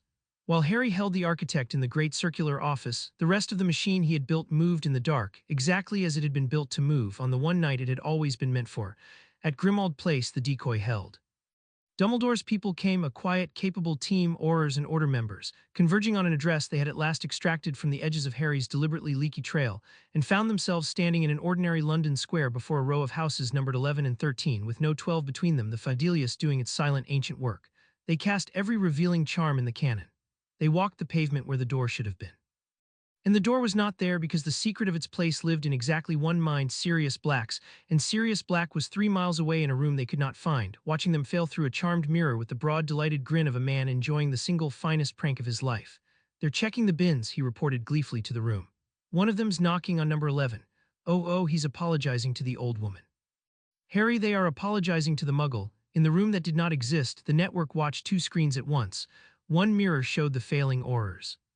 The other showed the office and the old man and the boy, the whole confrontation playing out in silver glass, and Luna Lovegood narrated the tales in her serene voice, reading the headmaster's collapsing certainty a half-second before it reached his face, while Neville stood white-knuckled and steady by the door with a satchel of his powders ready in case the night went the way nights sometimes went. It did not. It went the way Harry had built it to go. And while the architect spent his last card on friends he could not reach, the real move of the night was already in flight. Dobby took the final packet, the last completing piece of 3 years' evidence, the documented account that turned every prior anonymous tip into a single coherent indictment of the chief warlock himself, and the elf crossed the wards of a house in the country that no aura guarded, because no one had thought the war would end with an elf in a folder, and laid the packet on the desk of Amelia Bones at the exact hour her counterpart was threatening children 3 miles away. The head of magical law enforcement had been woken before. She read the first page standing in her dressing gown and the second sitting down, and by the third she had sent for her senior staff and a stenographer and the relevant statutes, because Amelia Bones had spent a year learning to trust a source that had never once been wrong, and the source had just handed her the largest case of her career, complete, clean, and impossible to bury. There was a moment Luna marked it, watching both mirrors when the 2 scenes touched. In the office, Dumbledore said, "I have had your network found," certain almost gentle, reaching for his lever. And in the same instant on the other glass, Amelia Bones looked up from the file with her hard, fair face gone pale and furious and set, and said to her gathered staff the words that ended an era, "Wake the Wisengamot. By morning I want a warrant for the chief warlock." The architect did not hear her. He never would until it was far too late. He sat in his great chair playing a card he believed was winning. And 3 miles away, the only hand in Britain he had never been able to buy was already turning over the card that took the game, and the network in the room that did not exist watched both at once, and understood all of them exactly what their strange cold friend had built, and why he had built it so far in advance, and what it meant that the most powerful man in the country was about to lose to a folder, a fair woman. And a house elf who had been treated just once as though he mattered. He did it, Neville said quietly, watching the warrant being drawn in one glass and the great old wizard sitting unknowing in the other. He actually did it without any of it. Nobody died. He was always going to, Luna said serenely, closing her notebook. He told us at the very start he'd take the whole thing apart and never cross the line. She tilted her head at the mirror where Harry in the office was reaching for the door. I think that's the part they'll never understand. They keep waiting for him to become the monster because that's what would make sense, and he just won't. That's the thing that beats them, not that he's clever, she smiled. That he's better and clever at the same time. Harry came back through the Fidelius door into the room that did not exist, and the network was waiting for him. And for the first time in 3 years of cold, patient war, the cowl was off in front of all of them at once. They had watched the whole of it through the mirror, the office, the architect, the speeches, the moment the most powerful man in Britain understood he had been beaten by the boy across his desk, and when Harry came through the door they were silent because there is a kind of victory too large for cheering, and they had just witnessed one. Sirius reached him first and gripped his godson by both shoulders and looked at him with gray eyes gone bright and fierce. "James and Lily," he said, and his voice cracked. They'd Harry if they could see what you did tonight, without a wand raised, without a single, he could not finish it and did not need to. It isn't finished, Harry said, because the man could never quite let the others rest in a thing only half won. The warrant's drawn, the Wisengamot meets at dawn. He'll fight it the only way he has left, which is to throw himself on the mercy of a world that's loved him for 50 years, and a lot of them will want to look away because it's easier to believe a child is lying than that their great man kept an orphan in a cupboard. The next week is the dangerous one, the week the truth has to survive the wizarding world's wish that it weren't true. It'll survive, Luna said from her place on the floor with her serene, impossible certainty. You built it to. You always build it so the truth doesn't need anyone to be brave. She tilted her head at him, the enormous pale eyes mild. That's the cleverest thing about you, I think. You never once asked anyone to be braver than they are. You just made it so the right thing happened whether they were brave or not. She returned to her notebook. Amelia Bones doesn't have to be a hero tomorrow. She only has to read what's in front of her and follow the law. You made the law do the brave part. Harry looked at her for a moment, and at all of them Sirius restored, Luna believed, Neville steady, the twins for once entirely serious, Dobby glowing in the corner, and let himself feel just for a moment the thing the cold work had been built to protect. He had walked into the architect's office alone, as he had done everything alone, because alone was safe and trust was where the knives hid. But he had not been alone. He had never been alone, not since the afternoon he found Sirius in a quiet room and decided to let one man inside the cowl, and then another, and then this whole strange fond company of the overlooked and the loyal. And the war had been won not by the cold boy at the head of the table but by all of them, each chosen for the one thing the war needed, each given a respect no one else had ever offered, each standing now in a room that did not exist watching their friend come home from the impossible. Thank you, Harry said. It was not a thing he said often, and they all heard the weight in it.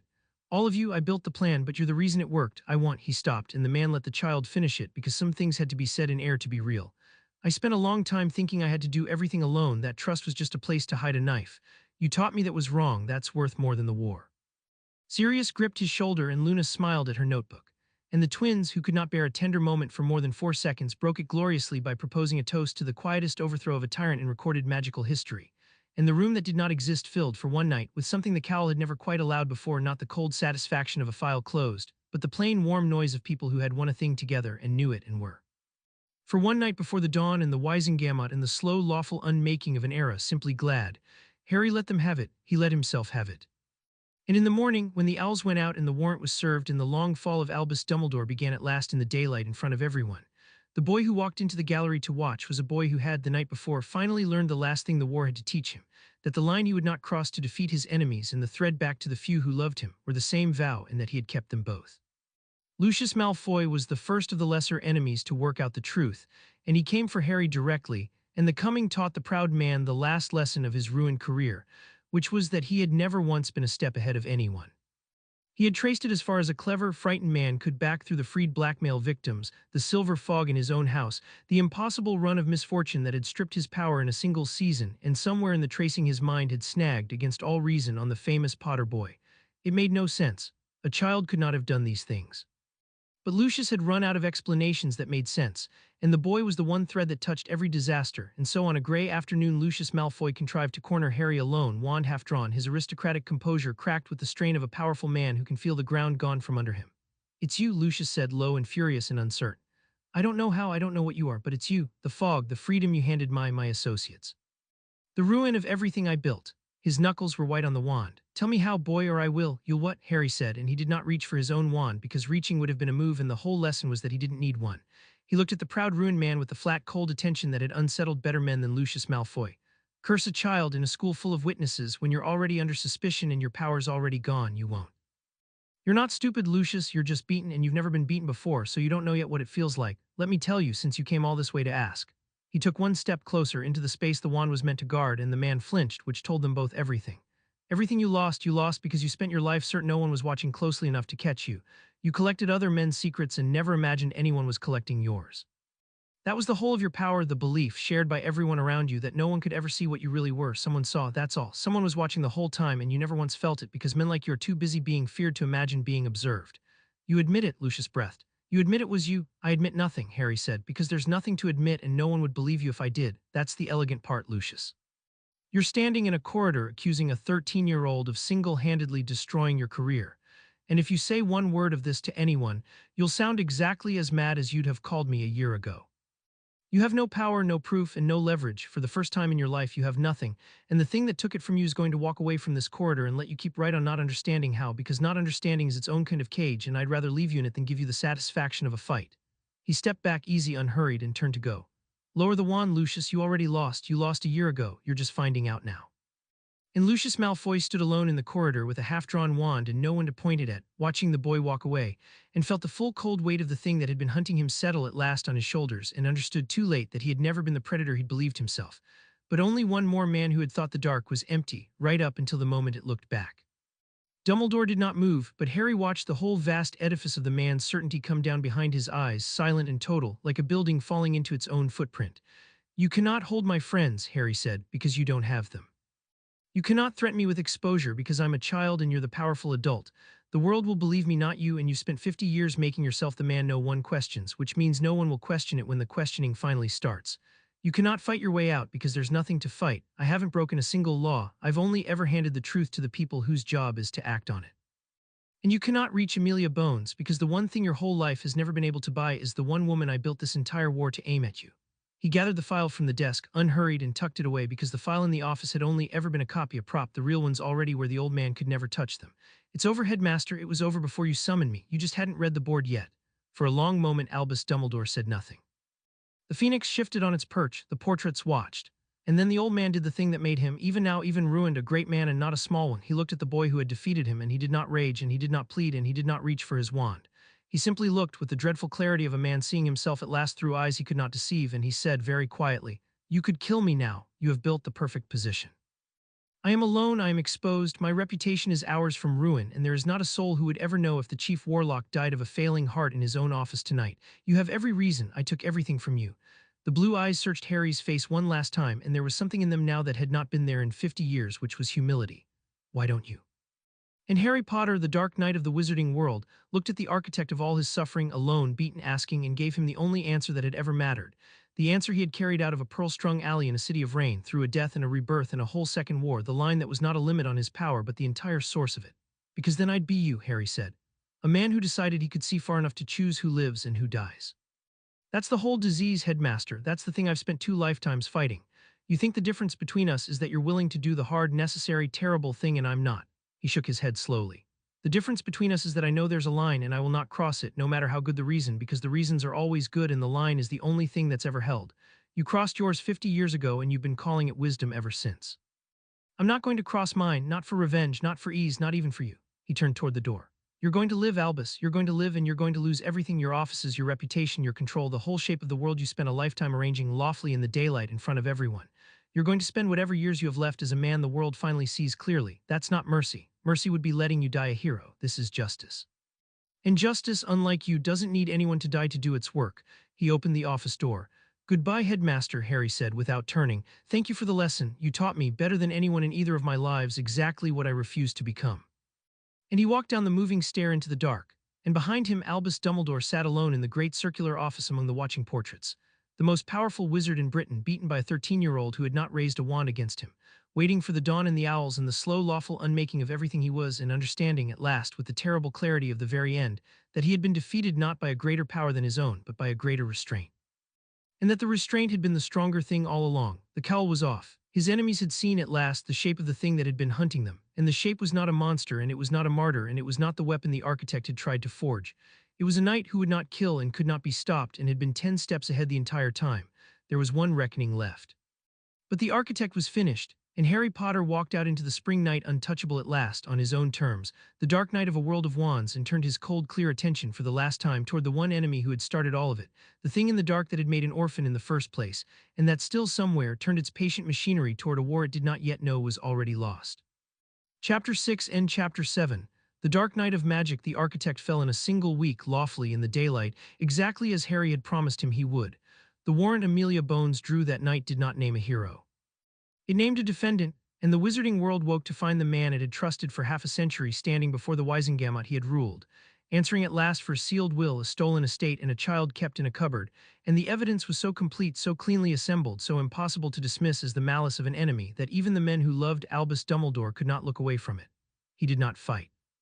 That was the last great thing about him, and Harry, watching from the gallery as one more face in the crowd, marked it and felt something that was almost grief.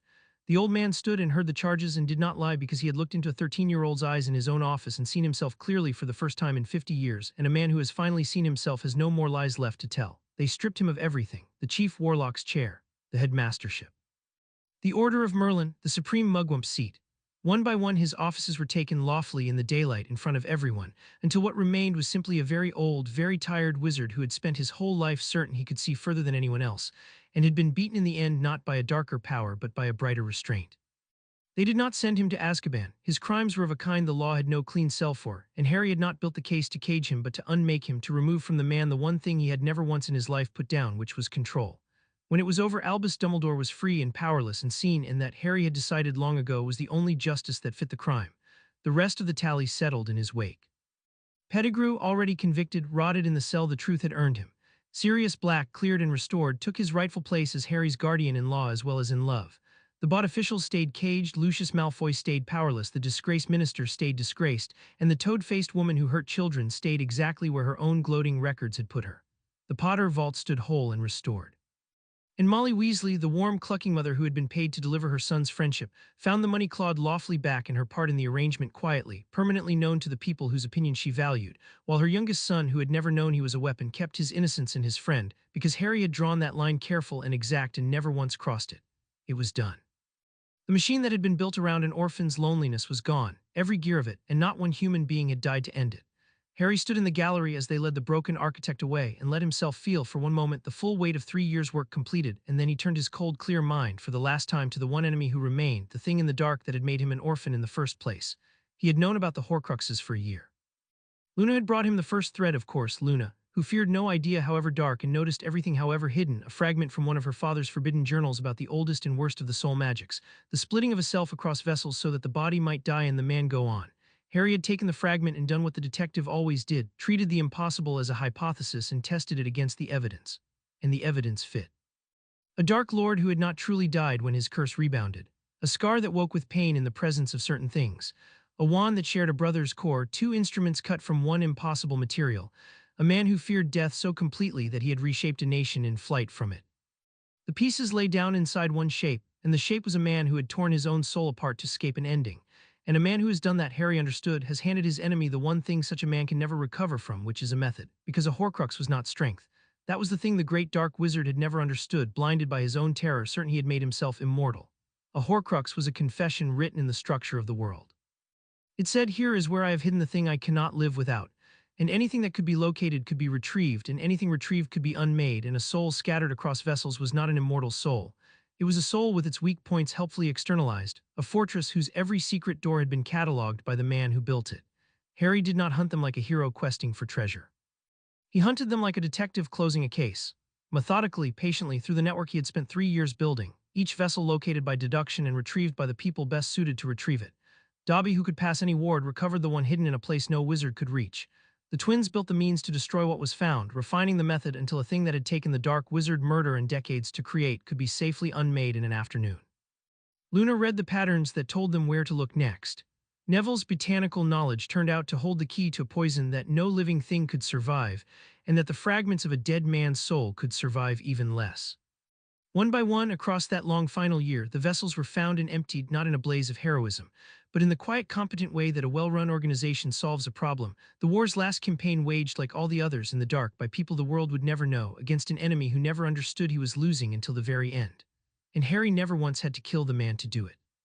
The vessel hidden in the sea cave nearly cost Harry the one thing he had sworn to protect above the line itself, which was the lives of the people who served the cowl, and it taught him on the final campaign that even a perfect plan bleeds on contact, and that the fail-safe is the only thing that brings your people home. The dark wizard had hidden one of his soul anchors well, in a cave beneath a cliff over a black northern sea, behind defenses built by a mind that understood exactly how heroes die. There was a basin of cursed water, an emerald potion that could not be vanished or frozen or conjured away but only drunk, and the drinking of it was the trap, for it was designed to fill the drinker with despair and thirst and visions, to break the will and drive the body to the poison lake below, where the drowned dead of the dark wizard's making waited to pull the weakened intruder under. It was a defense built to kill anyone who came for the vessel and to kill them slowly and to use their own desperation as the weapon. It was, the man inside Harry acknowledged coldly, very good work. Harry did not drink it. That was the difference between a detective and a hero, and the difference saved his life. A hero would have steeled himself and drunk the potion and trusted his will to survive it, because a hero's whole identity is the willingness to suffer.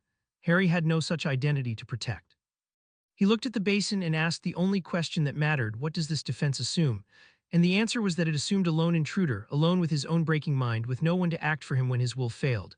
So Harry did not come alone, and he did not come to suffer. He came with Dobby and a plan that removed the assumption the whole trap was built on. It went wrong even so. The potion's defenses recognized the elf's magic and turned on it, and the cursed water erupted, and the drowned dead rose out of the black lake in their hundreds, pale and clutching. And for one terrible stretch of seconds the cave was chaos and cold and grasping hands, and Dobby was seized and dragged toward the water, and Harry was cut off on the island of rock with the vessel in his hand and the dead closing from every side. A hero would have fought them, would have stood and battled the tide of the drowned until it pulled him under, magnificent and doomed. Harry reached for the failsafe instead because he had built one, because he always built one, because the plan made before you need it is the only plan that ever saves anyone. The twins' device on his belt, a thing of fire and light they had built for exactly this.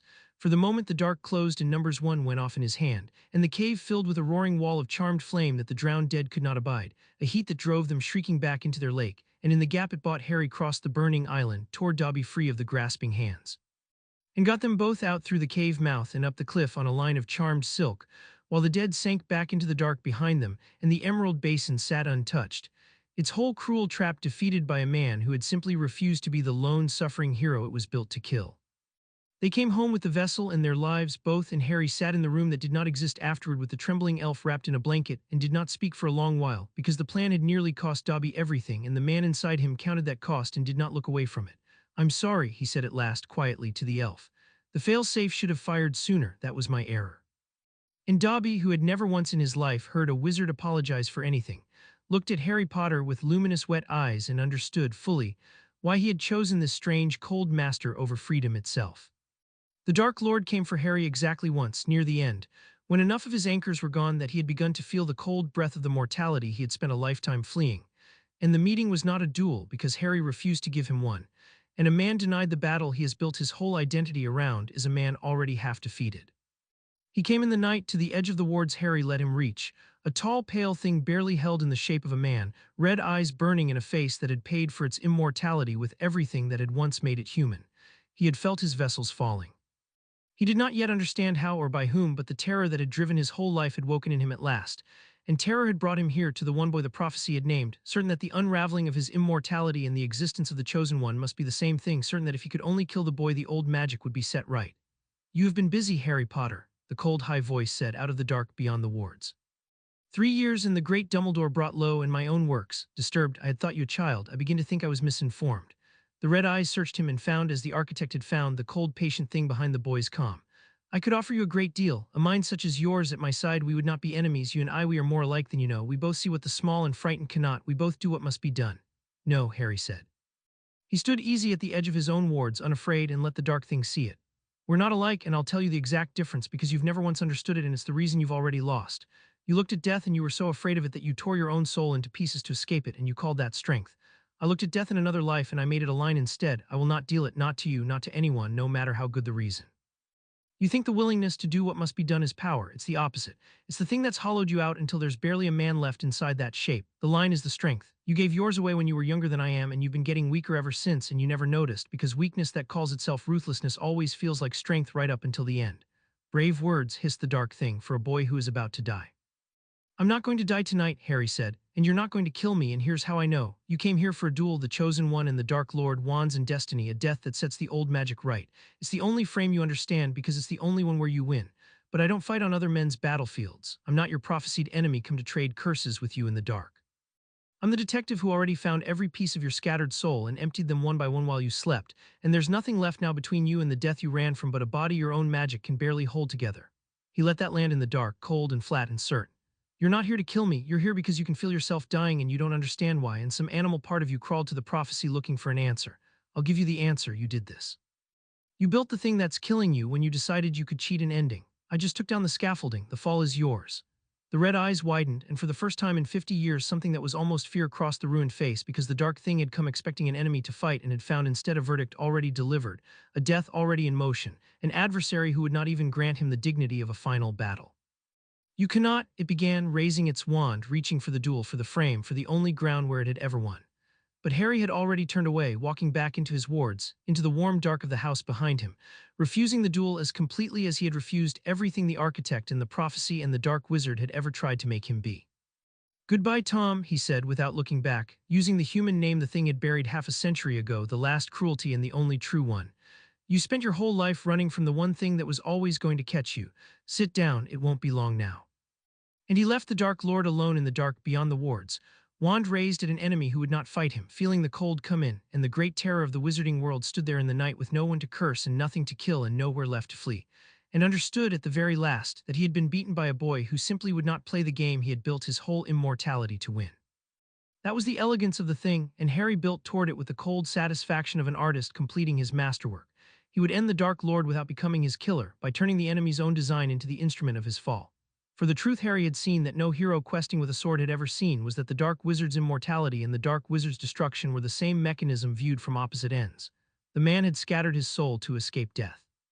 Remove the vessels, and he became once more mortal, but mortal in a body that was barely a body, a half-made thing held together only by the soul anchors Harry was methodically removing, a creature whose own desperate magic was the only thing keeping it alive and whose own desperate magic Harry was, piece by piece, taking away.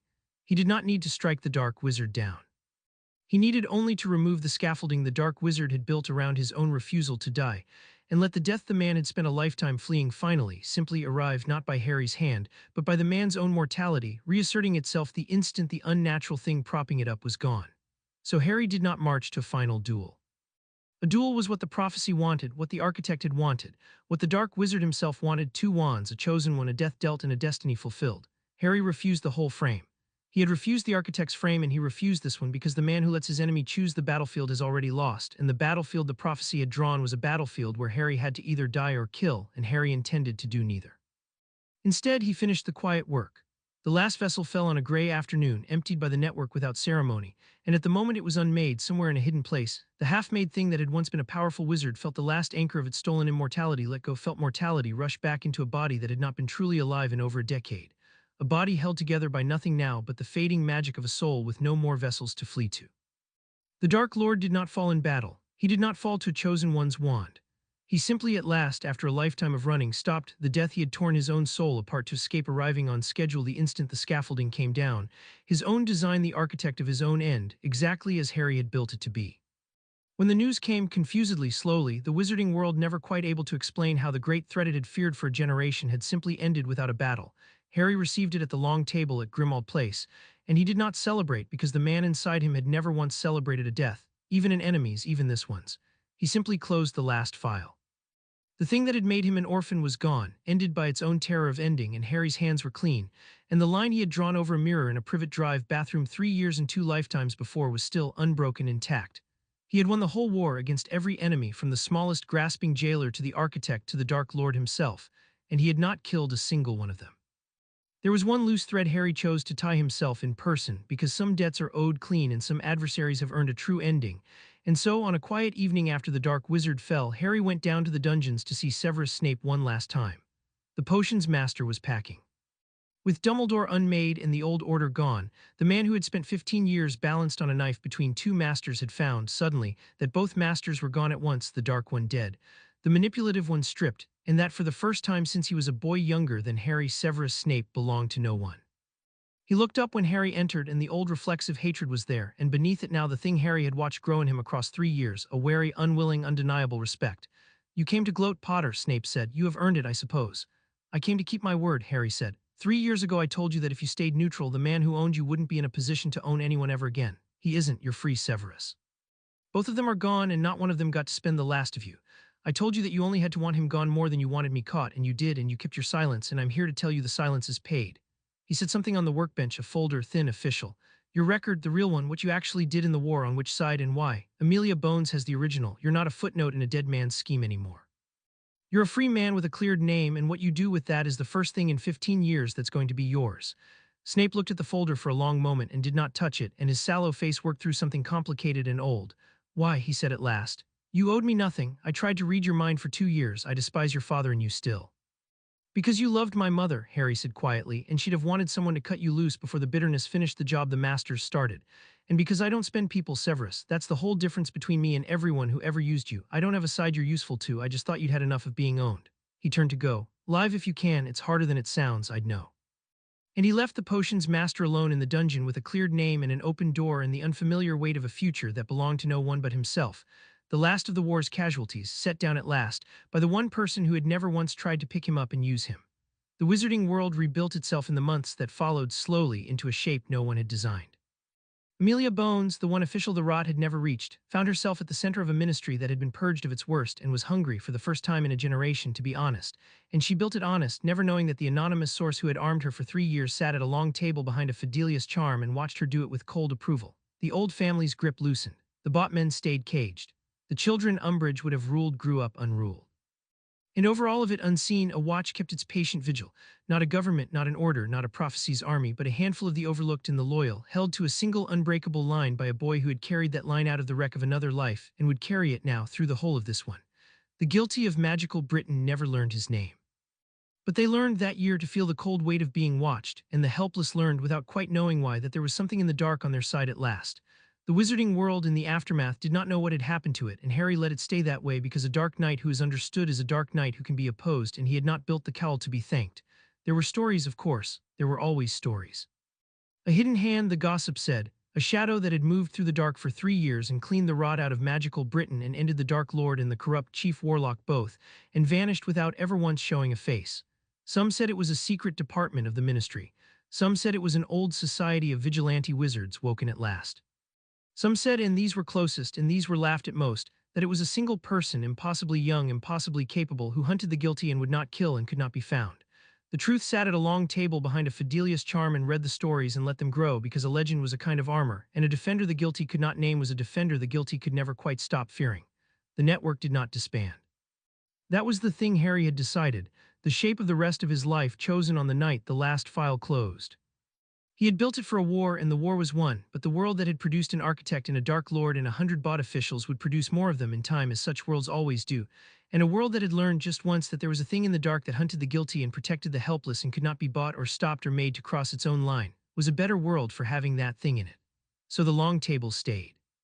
Sirius stayed, healed now, the marauder restored, the closest thing to a father Harry had ever had. Luna stayed, his eyes. Neville stayed, the coward grown into the spine he'd always carried. The twins stayed, the engineers of a thing far better than pranks. Dobby stayed, free and honored. And Amelia Bones, who never knew she was part of it, went on being the lawful blade that an anonymous and unfailing source kept perfectly supplied. They were not the Order of the Phoenix, that old society the architect had built around his own control. They were something else, something Harry had made, that answered to no prophecy and no greater good and no man's certainty that he could see far enough to spend other people. They were a watch. A permanent, patient, hidden watch over a world that needed watching, held to a single unbreakable rule by the cold, strange boy at the head of the table who had carried that rule out of another life and would carry it now through the whole of this one. On the last night of the war, before he went to the mirror, Harry sat at the long table with the people who had won it, and they did a thing the cold campaign had never once allowed time for, which was simply to be together with nothing left to plan.